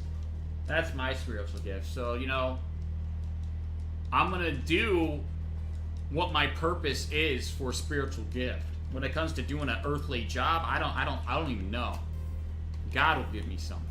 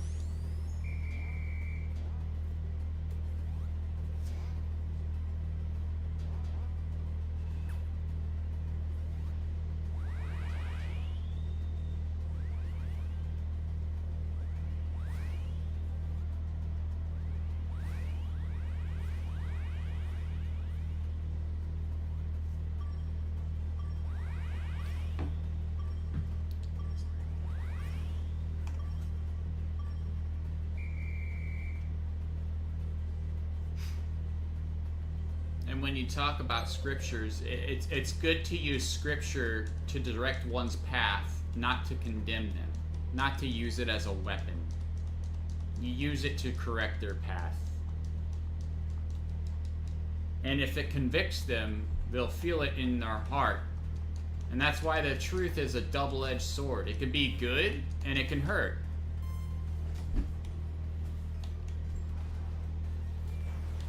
So when it says Jesus is going to come back, you know, has a sword in his mouth, they're not talking about a literal sword. They're talking about his words. His words is going to convict you. It's going to feel like that it pierces through your heart. It's the truth.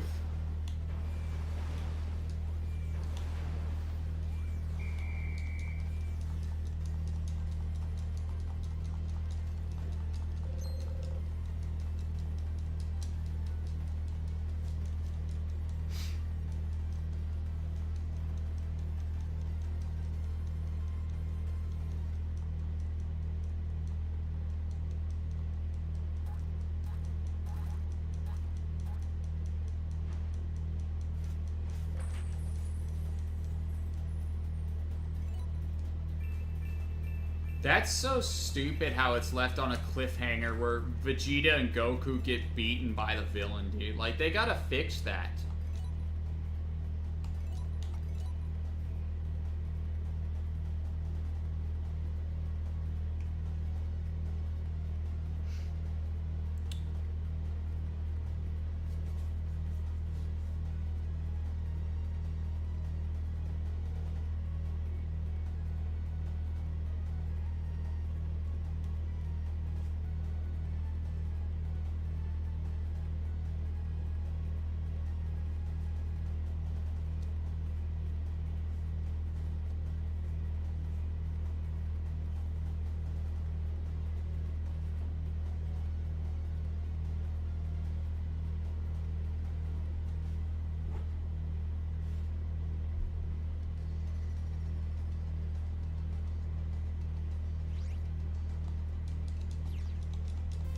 Republican Sega Party, the devil fears Jesus. Because the reality is the devil knows the Bible more than we do and uses it against us.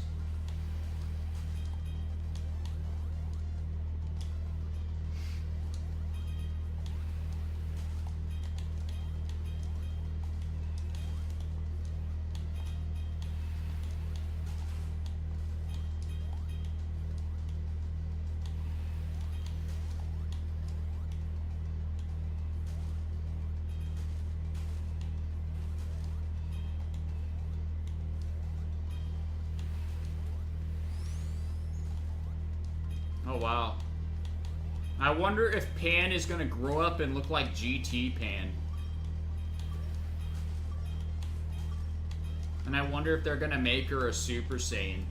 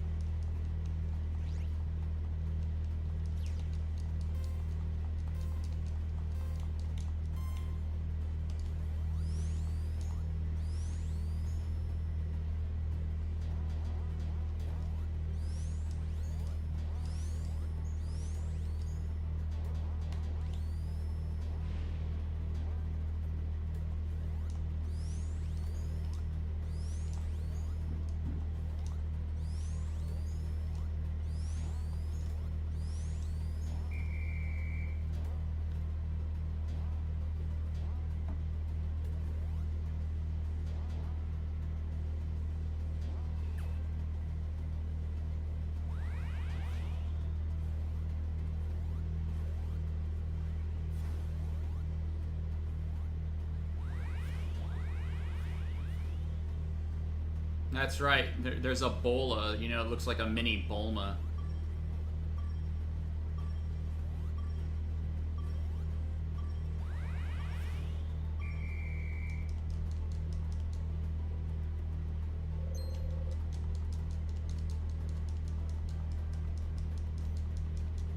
really pay attention to Bola. Like, do we see Bola at all? Because isn't she supposed to be older than Pan?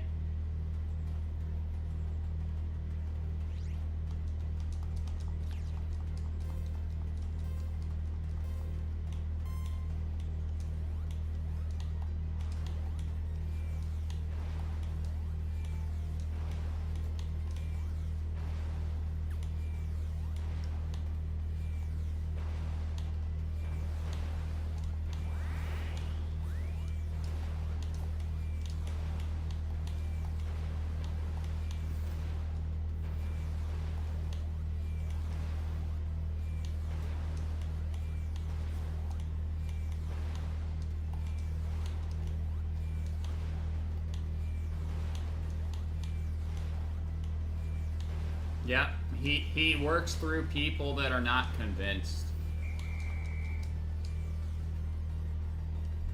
Yeah, and Dragon Ball GT, but I'm talking about Dragon Ball like Super or anything like that, because isn't Bola older than Pan in GT? So like, shouldn't we be seeing her kid if Pan is like a kid?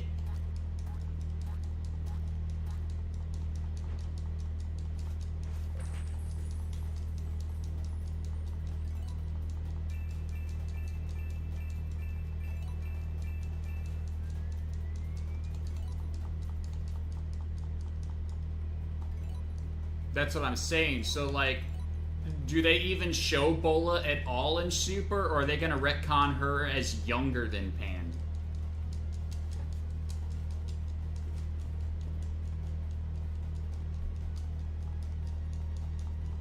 Yeah. Yeah, you're talking about the daughter that Vegeta, like, saves from that punk in the car or something, right? That's Bola.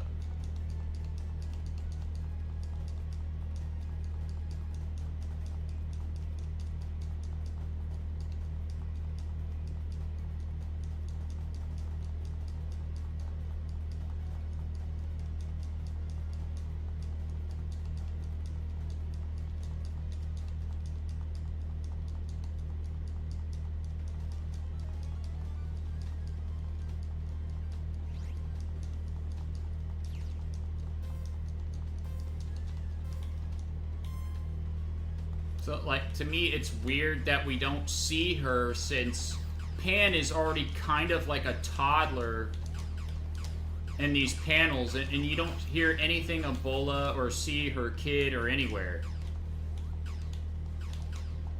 So that's weird. So are they gonna retcon her as younger? So, okay.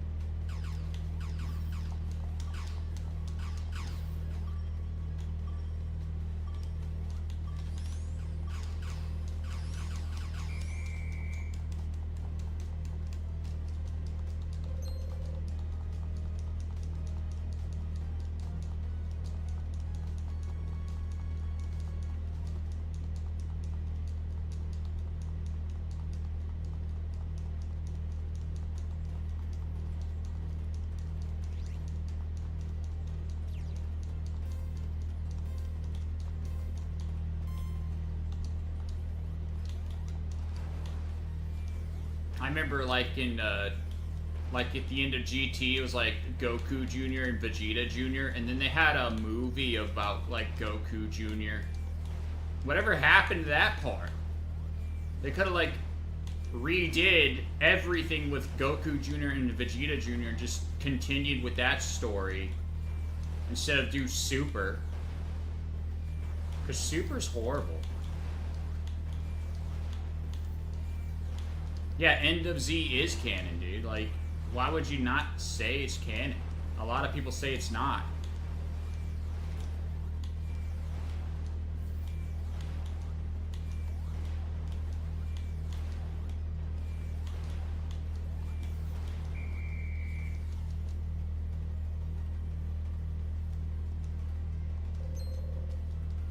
Yeah, see, they don't know what they're doing. They didn't show Bola yet in Super, did they?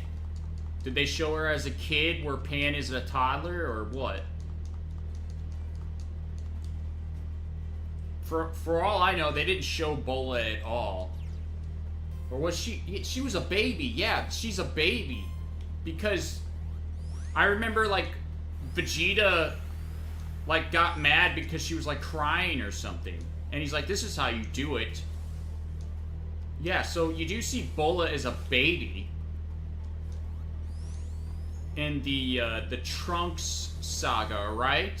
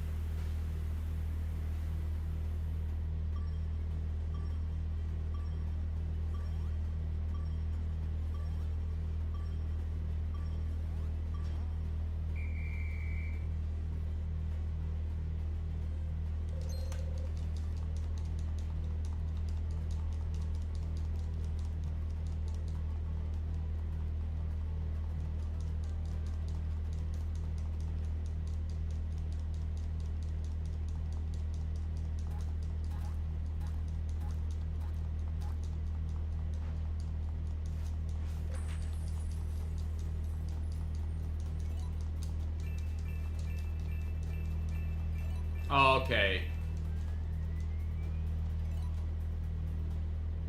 See, I don't remember it that much, but I do remember she was a baby.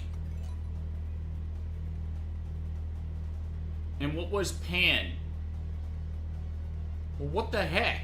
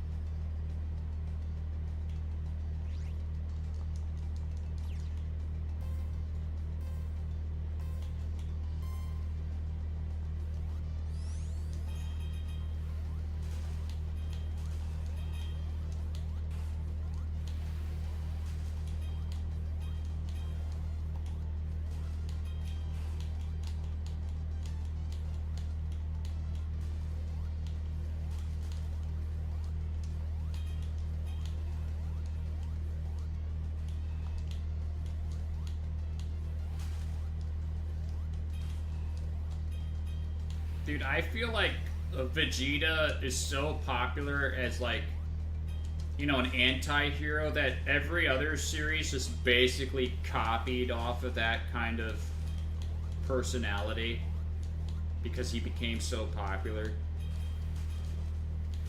And Shadow's a product of it, basically.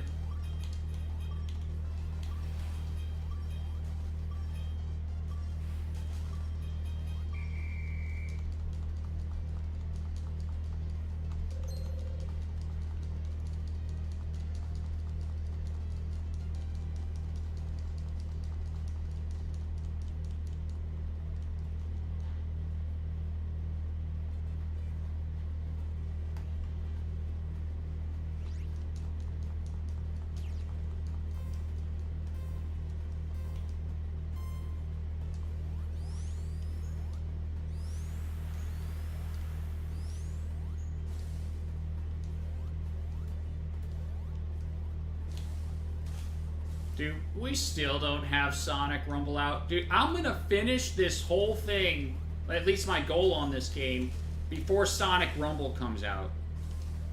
Thank the Lord, but, like, why? Why did it take so long, dude? This should have took longer.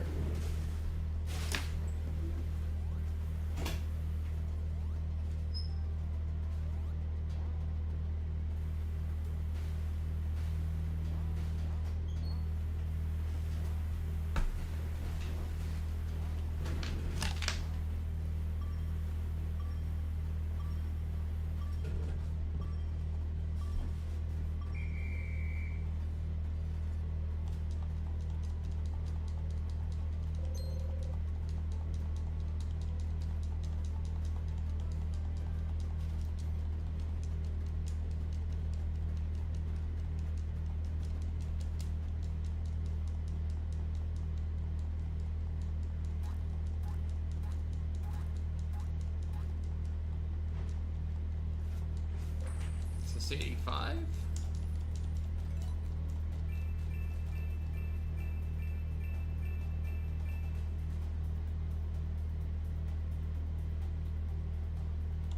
Yeah.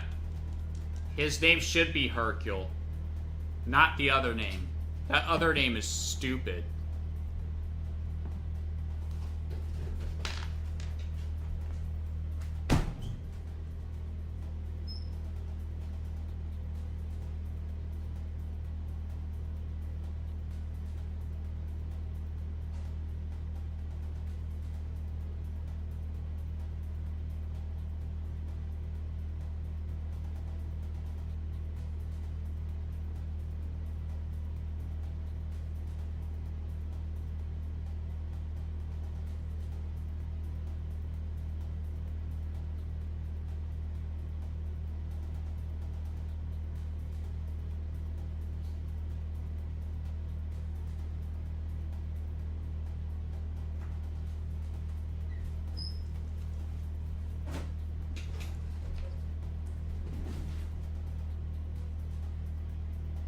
Super Saiyan Red and Blue? What the heck, dude?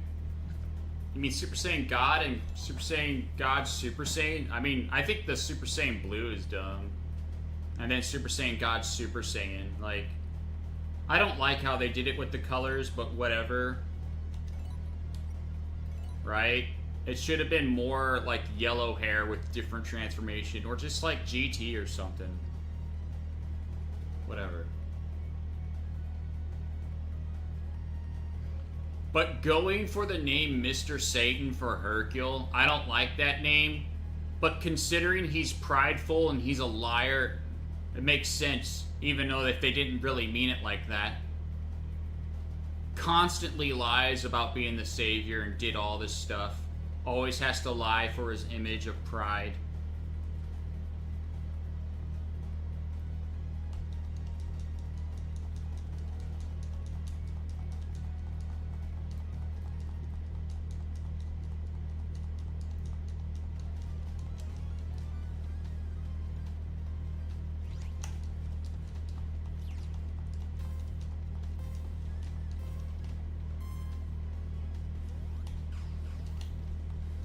Have you ever watched the Malaysian dub of Dragon Ball Z?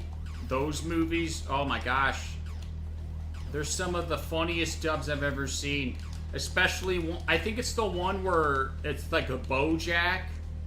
The Malaysian dub of BoJack. And there's like a Hercule scene where he's like chopping something and he hurts his hand and he's blowing on it.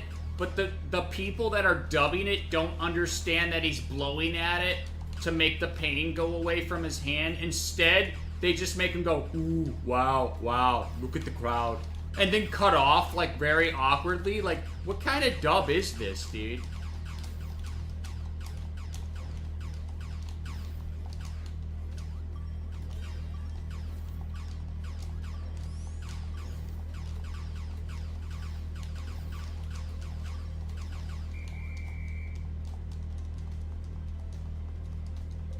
Yeah, you gotta search it on YouTube, dude. It's some of the worst dubbing, but it is funny. because of how bad it is. They even call Gohan Goku in it sometimes. Goku versus Wood, and Gohan's looking up to this big guy and it's like blocking his crotch, dude. It's like so weird.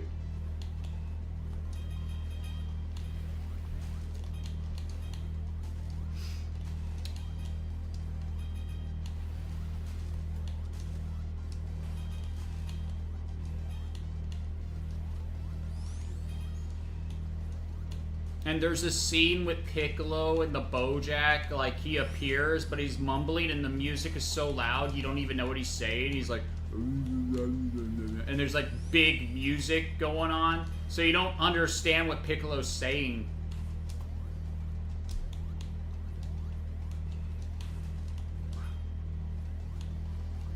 And I think they call Krillin in that dub Thousand Hands or something. That's his name, Thousand Hands. It's so weird.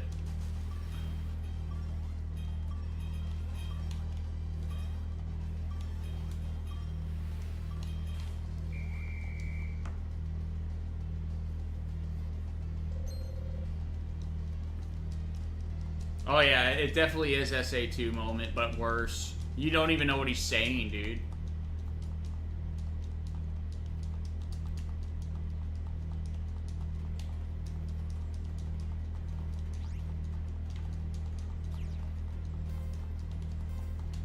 So basically, these dubs are from that meme of Piccolo. It's Big Green. Let that child alone. It's that stuff, dude.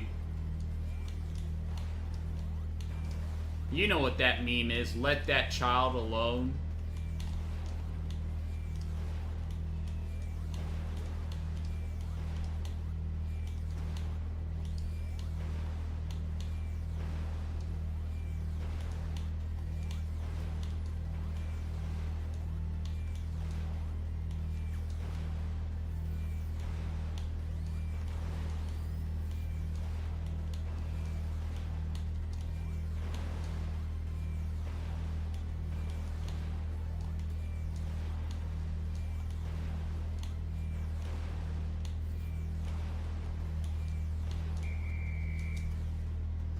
What's funny in that dub, like, Goku is, like, remembering his friends, and Tien sounds, like, weird.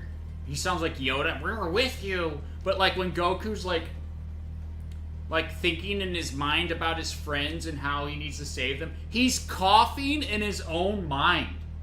Coughing in his own mind. Like, in his own mind when he's thinking. It makes no sense. It's funny, though.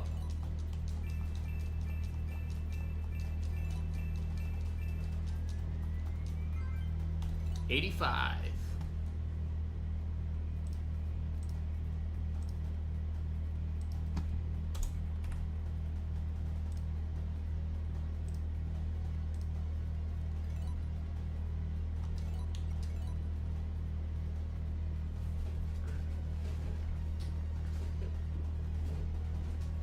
Yeah, dude, it is like the weirdest Dragon Ball Z dubs ever, but it's funny.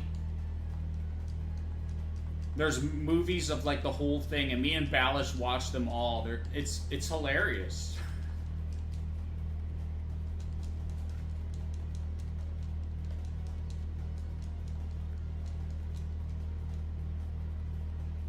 I think there's like in the Tree of Might dub, like Tien goes, their power levels are really extraordinary. He sounds like a big nerd, dude. Tien?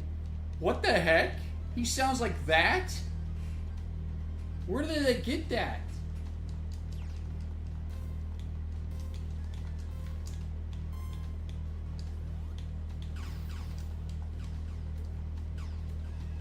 Yeah, it is. And they get stuff wrong. Like, the Bojack dub is, like, some of the worst dubbing ever. Because you know when Hercule does comical things and he hurts himself?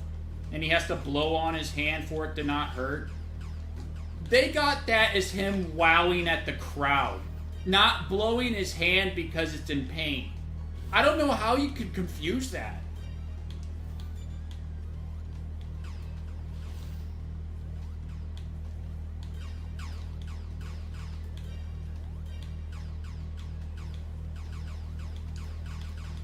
I mean, it's so bad. It's like, is this an abridged? No, it's an official product released over the seas, dude. Like, it's real.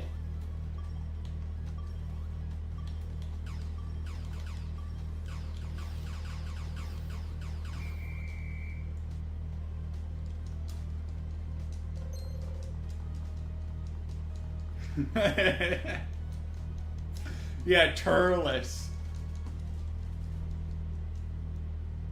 Yeah, Piccolo's alright, but the way he talks is like, let that child alone.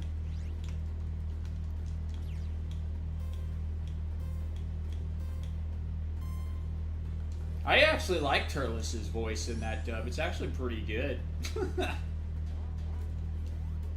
You don't get a lot of Turles content.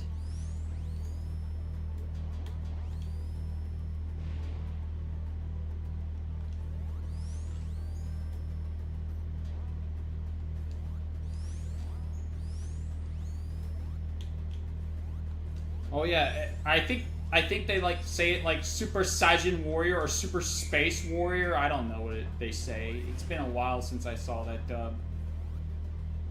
Super Warrior.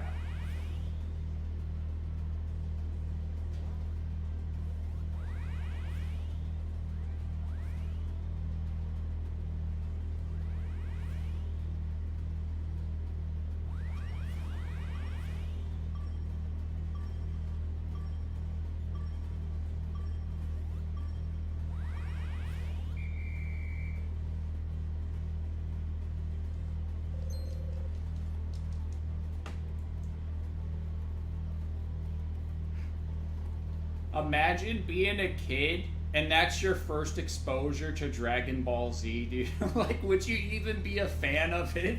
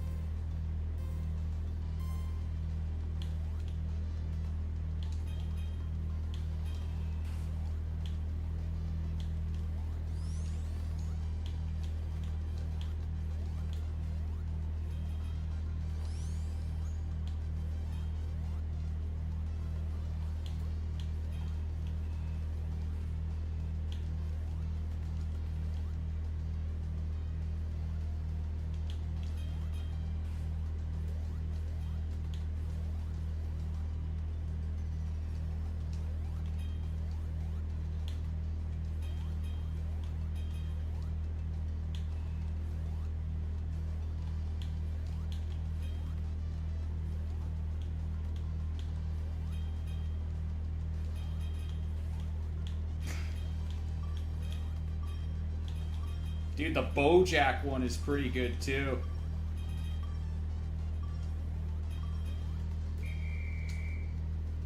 Dude, I think Goku doesn't even call Nimbus Nimbus. He calls it Magic Cloud.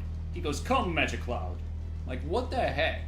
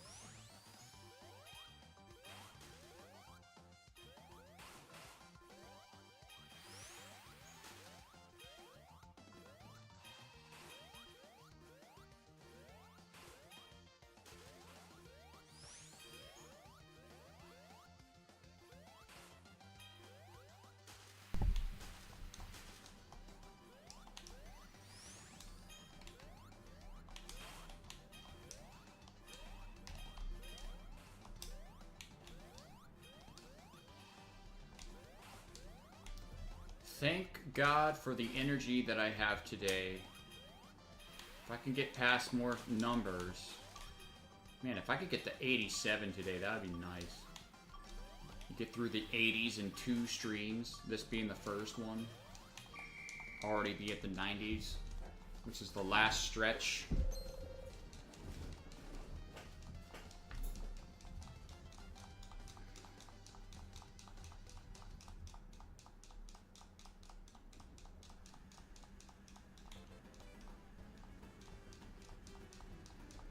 So I got 85, 15 more numbers to go. That's 150 more matches.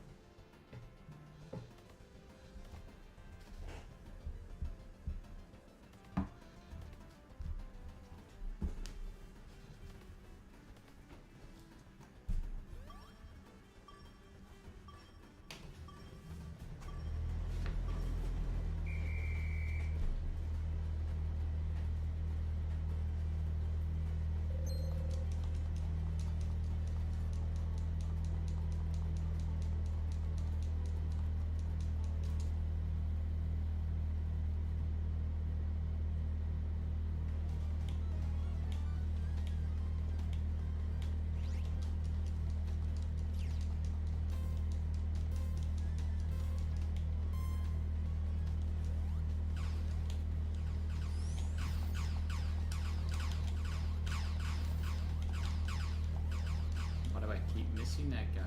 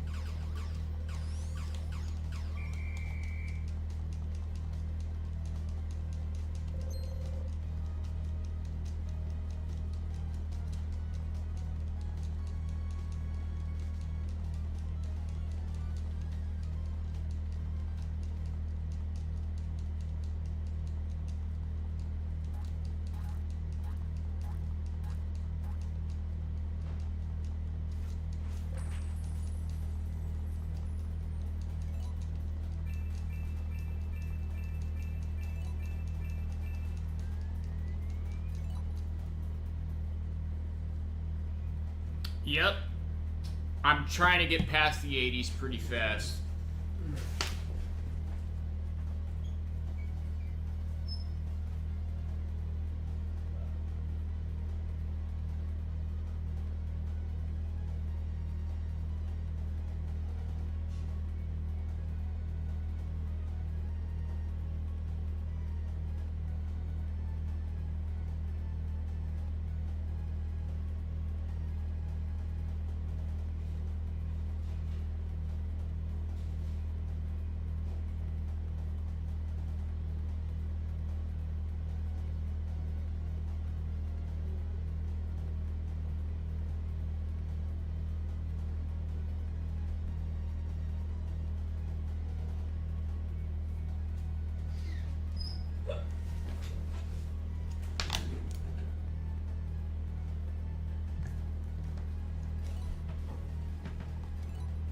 So, like, if I keep up this progress, that's only 3 more streams max of this stupid mode. Just 3. But I can get it down more.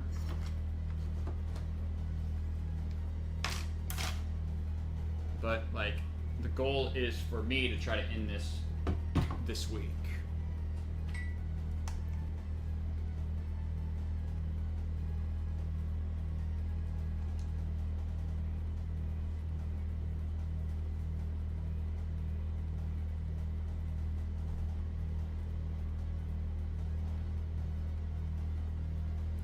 The jump to 80 to 85 is 50 matches.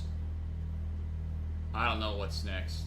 I mean, obviously I'll play some games off screen that I want to do. But like the Donkey Kong Bonanza, I gotta see if there's anyone that's done all the smashing stats for that, because like I said, I've been through this grind and it took a long time for this grind. I believe the smashing stats grind for Donkey Kong Bonanza is a cakewalk compared to this.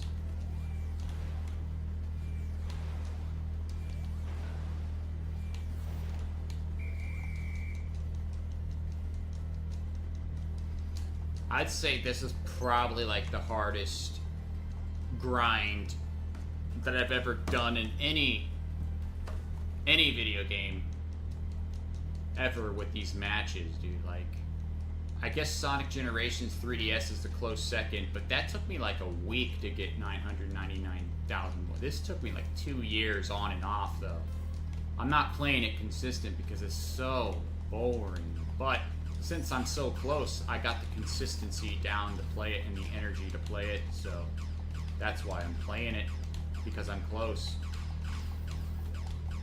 Like where I started, before I started doing this consistency, it was like at 53. That's such a drag to be at 53, but 85, that's exciting because it's almost done.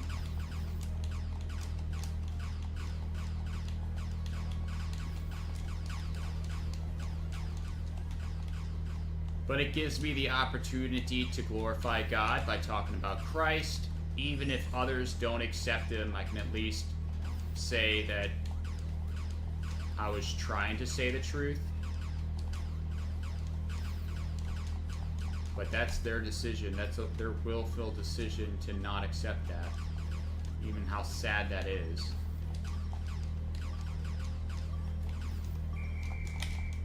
Yep. And getting something done with my hobby at the same time. So when you glorify God with your hobby, you're not exactly wasting your whole time. You know? You're not wasting completely your time. At least sharing the truth is like the best thing you could do.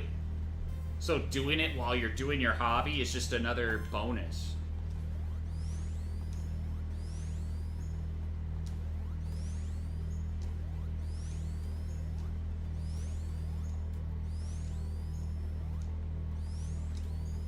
And like there'll be people judging, it's like, oh, this MTP guy, he turned into a religious nut. It's like, dude, but it's not, dude. It's the truth. It's reality.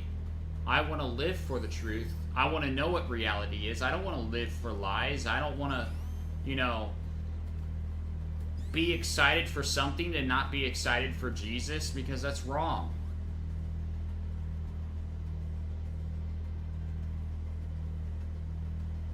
I mean, Jesus is the one that gives you life.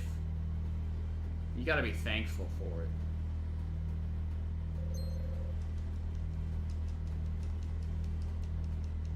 And it's better to share the gospel while doing the grind than not sharing it at all and doing the grind, just wasting your time. So for me, when I share the gospel while doing this grind, it's not a total waste of time for me. At least I, you know, did something out of it.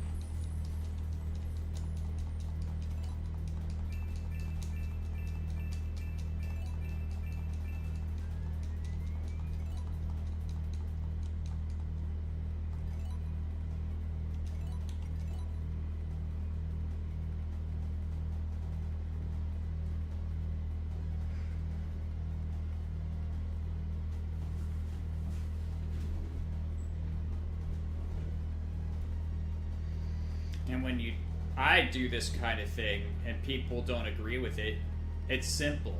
It's because it's persecution, or it's the world hates me because it hated him first.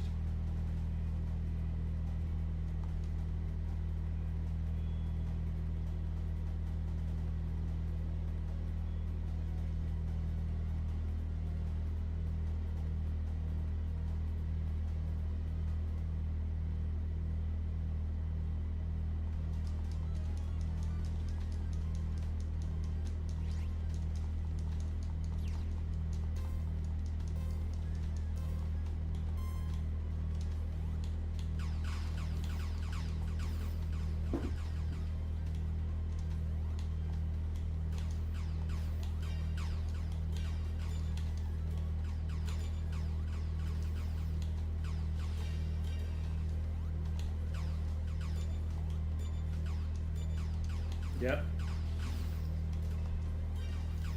Like, you know, back then, yeah, I did love Christ and stuff, but through my faith of, like, how I presented myself, it didn't really reflect my heart compared to what I'm doing now. The thing is, it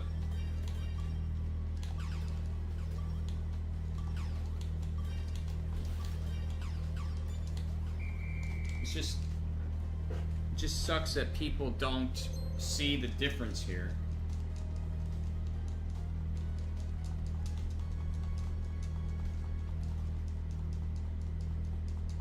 Because, like, before, it's like, yeah, it's cool about Christ, but more excited for this. But now, it's like, you know, I want to learn more about Christ. I'm excited to talk about him, and, well, I'm eager to learn more humbly. I'm not being prideful about the knowledge. I'm not being prideful about the wisdom, because the knowledge, faith, and the wisdom that I have in this stuff is a gift from God. It's not even my own.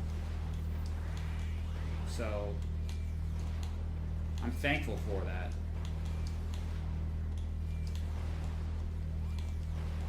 Oh, great. No!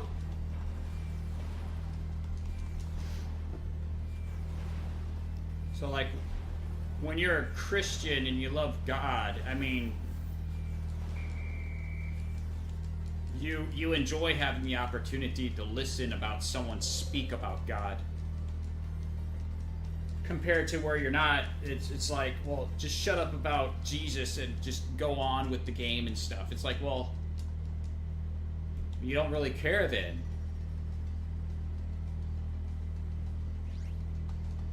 And again, it goes by saying, okay, you accept Christ as Savior, but the Lord part you're still trying to work out.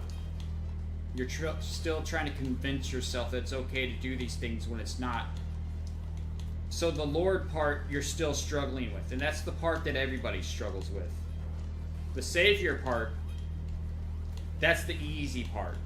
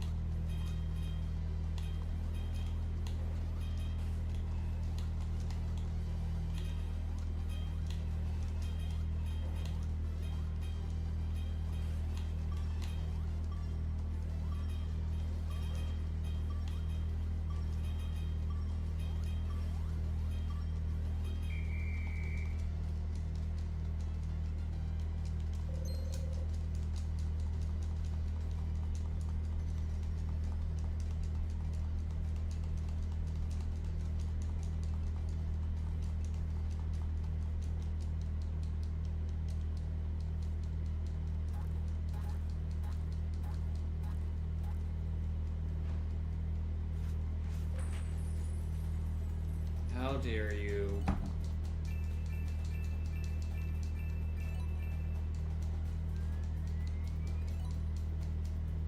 my, so what, 3.6 or whatever? Okay.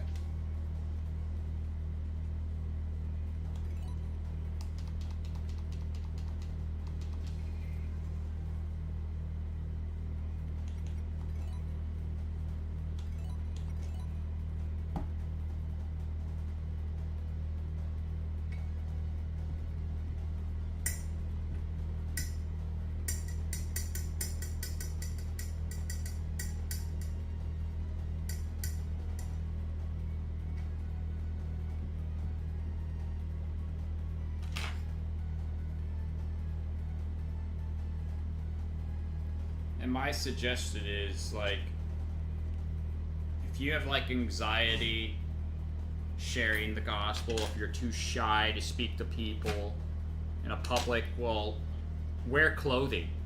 Wear clothing that spread the message. That way, when someone walks by you, they think about it in their mind, and it plants a seed based on what you're wearing.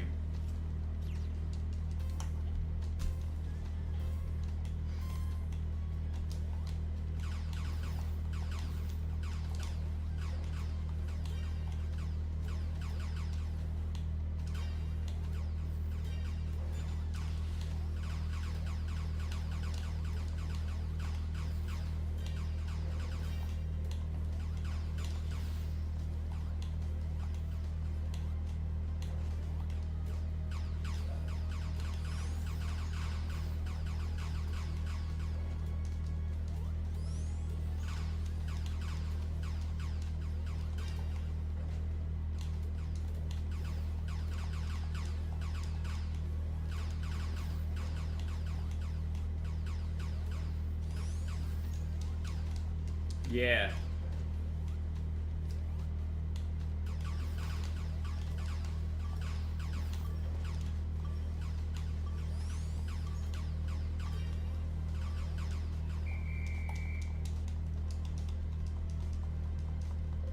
Yeah, exactly. And you go to church because you want to learn more about God. So, like, a priest or something, if you don't get any discernment that it's wrong and what he's saying is right, then, like, he probably has more wisdom than you and more truth since he's lived longer than you and has more experience. So you listen to what he's telling you about Jesus.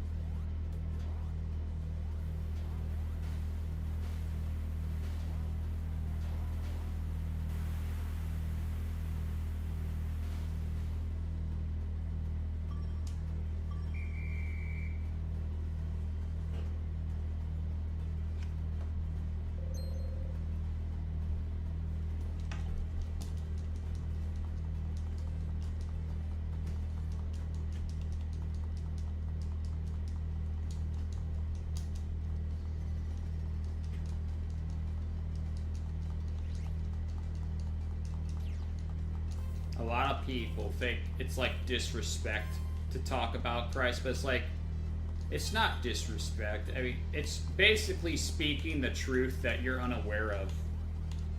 And all people are trying to do is help you.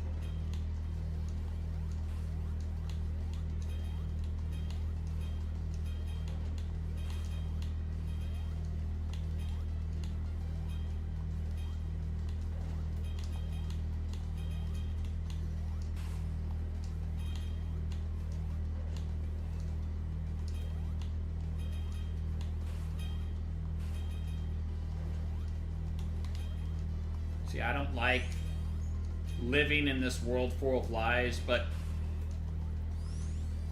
the day Jesus comes back, I mean, for me, since since maybe I have an understanding of God's mercy of how he would like look at it, I'd say that he's going to come back the day when the most souls possible can be saved through him, and that's the day he's going to come back. That he knows the highest amount of souls that are saved through him, that's when he's come back. Because he just wants to keep waiting and waiting till more people come to him and accept him. He gives people mercy for that stuff, dude. I believe, like, people that are, like, overweight and, like, eating unhealthy, I believe that they have angels watching over them, giving them strength to keep on living when they should have died at a younger age based on their unhealthy habits. Because God wants to give them a chance and show them mercy.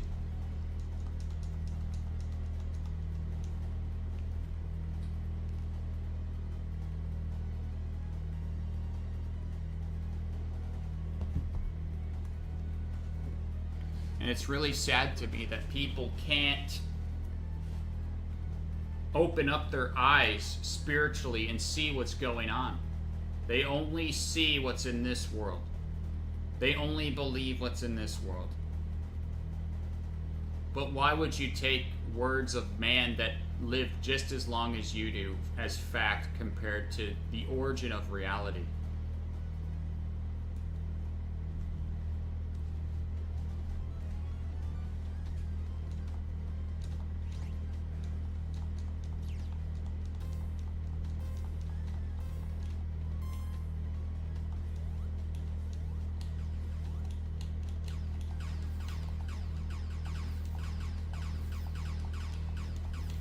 And right now, like, God is using the smartest man on the earth ever as someone that's an unbeliever to come to Christ, as that they have no excuse, like atheists and all those people that don't believe in any of stuff.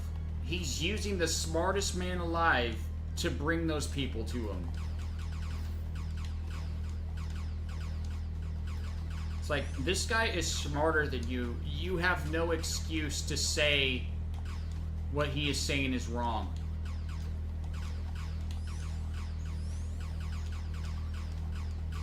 The spiritual things, yeah, he could be wrong about. But when it comes to, like, historical fact, yeah, he's right.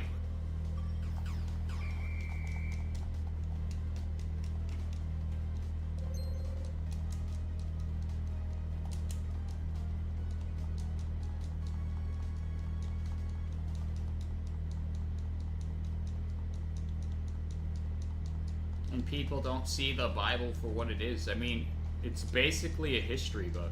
It's a history book. An ancient history book.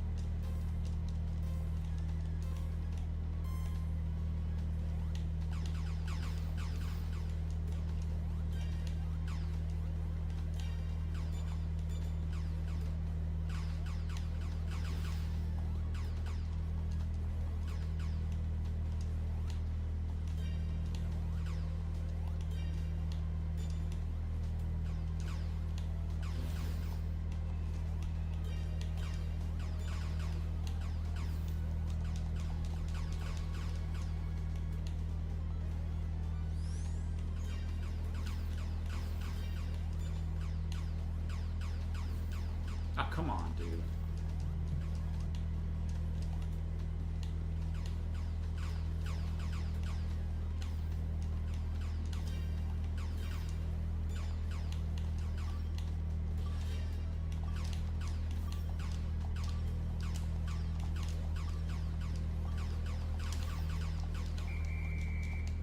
Barely.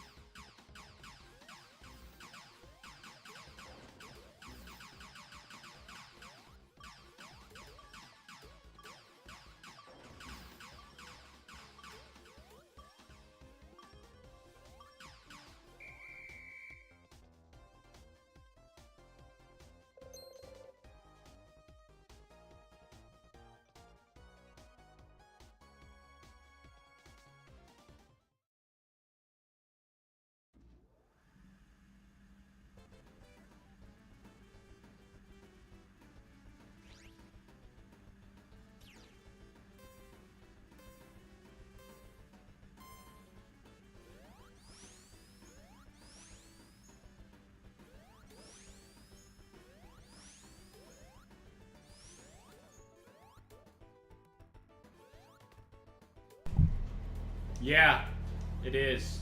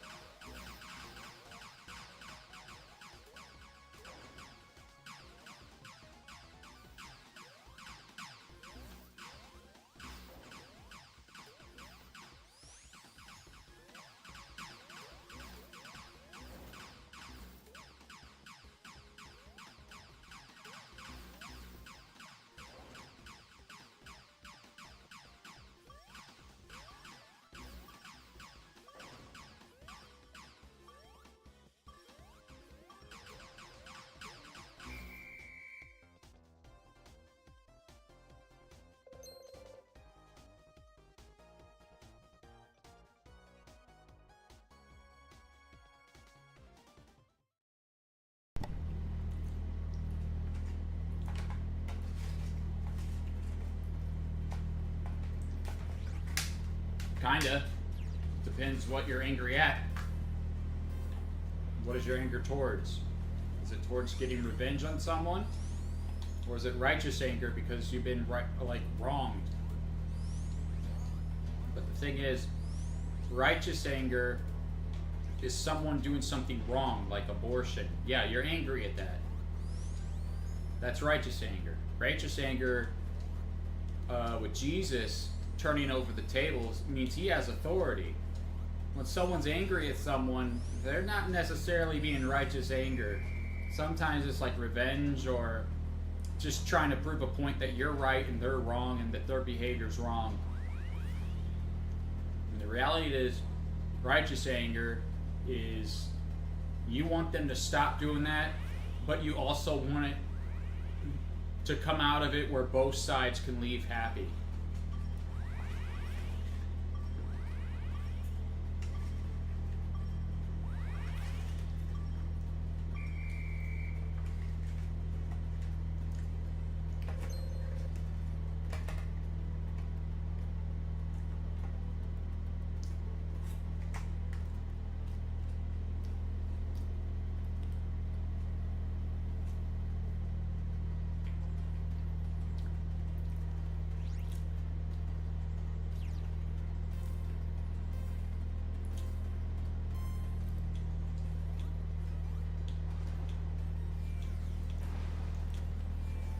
Way to understand better is like anything that negatively affects someone is a sin, basically. If you're doing something that negatively affects someone, it is a sin. It doesn't matter what your intentions are, it doesn't matter what you think is right or wrong. It's God's law, not yours.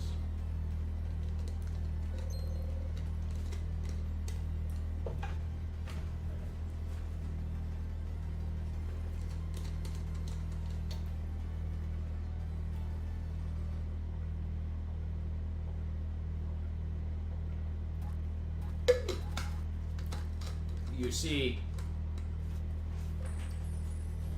rage bait is a sin because you're basically fooling somebody to make them angry, which in turn causes them to sin. So you're spreading sin. So yes, it's a sin to rage bait.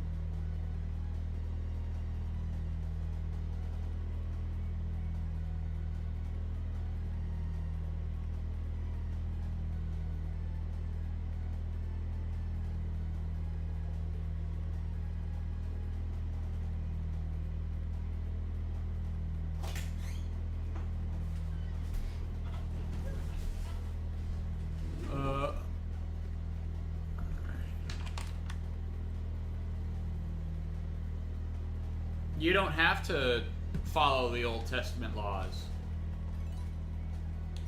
But the Ten Commandments are basically formed around love, which is the two commandments that Jesus says: love the Father God with all your heart, all your soul, love your neighbor as yourself. So when you rage bait someone, are you loving your neighbor because it causes them to be angry? I don't think so.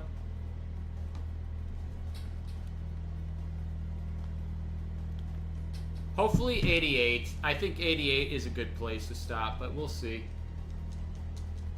I'm already at 86, almost at 87. I'm gonna finish it this week. If things go according to plan, if the Lord allows it, I will be done with it this week.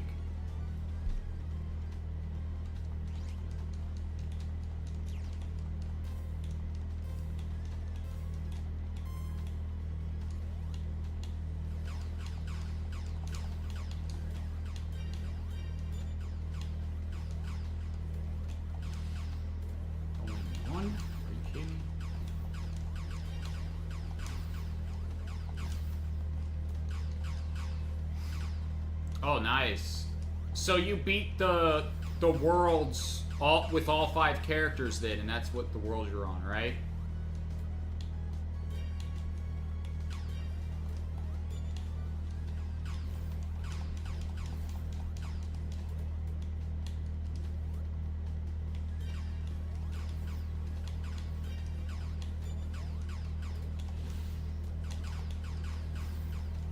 Oh my gosh. This stupid level, dude. This is always like a pain.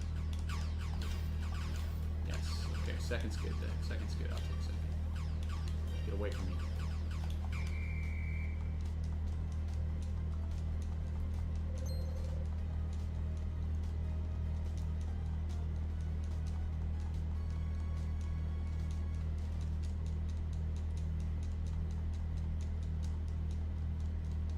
Yeah, 3D World's pretty long when it comes to, like, beating all these... Like, I remember when I 100%ed 3D World, there was, like, a lava stage that was kind of annoying for me. I hate that stage, dude. I think it was, like, a platform with the lava, you had to wait and stuff. I just know it was a lava stage. That was the most difficult stage for me, other than, you know, the last stage, of course, but... Yeah.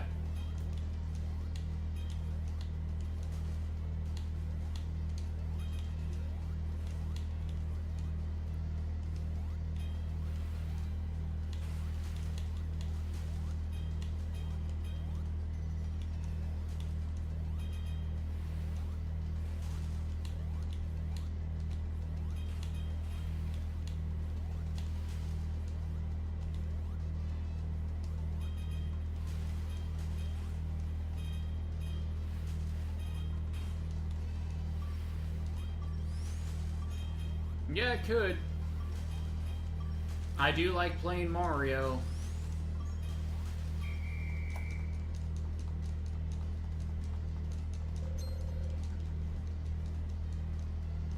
I haven't even touched the Switch version when it comes to like the 3D World main game.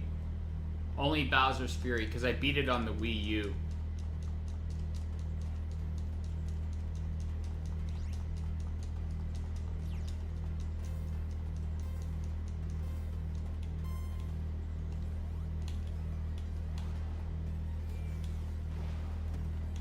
After SuperStars.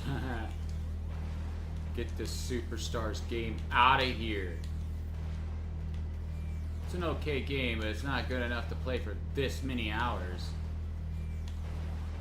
It's just not that great of a game, sadly.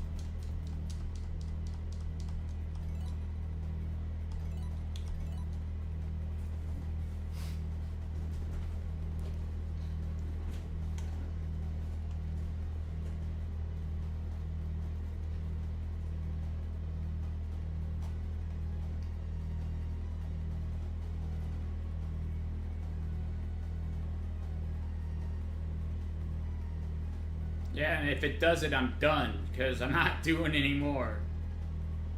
It's just a bunch of numbers that Sega put, because... I don't know, dude. They're lazy. But who in their right mind would play as long as I did anyways?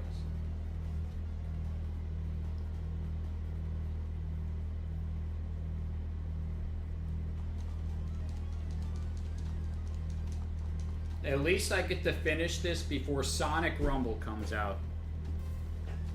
Sonic Rumble should have came out before I finished this. But now I'm not worried about that anymore, so it don't even matter.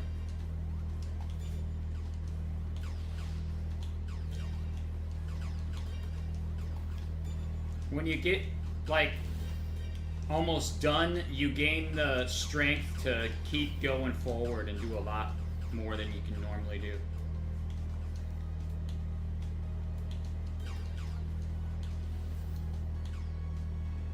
Sonic Run will get canceled. I mean, people on Twitter will cancel it because of how mad they are at people, like the company just trolling them with the game. Oh, this is a pre-season 5 skin. It's like, what the heck is a pre-season?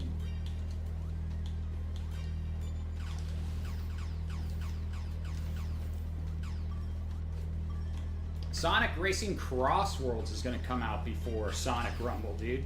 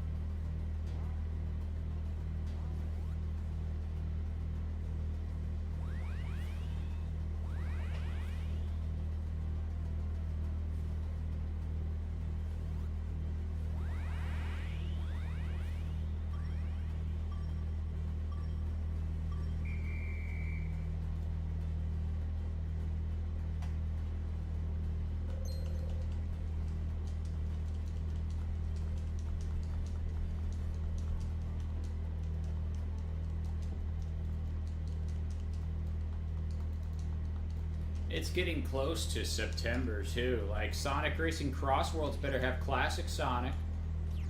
You got these silent racers, but you don't have like the one that you want to be silent, which is classic Sonic in the game. Like, what is this?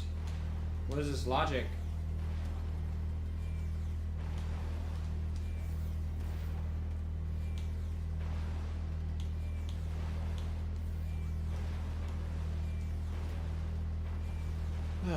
Whatever.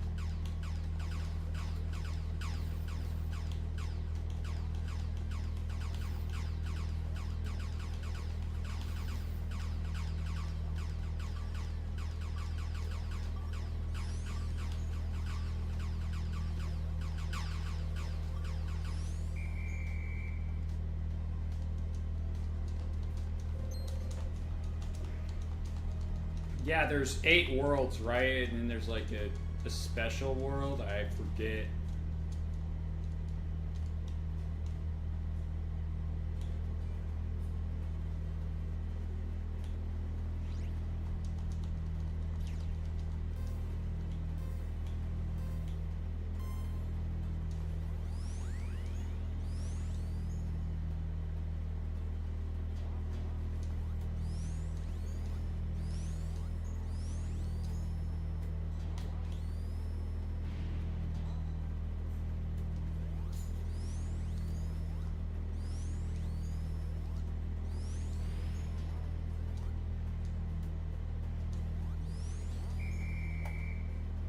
Oh, 12 worlds, huh?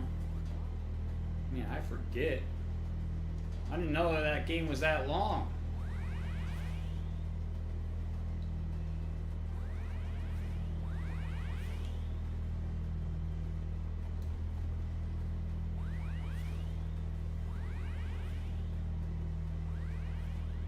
Mario Wonder didn't get 12 worlds.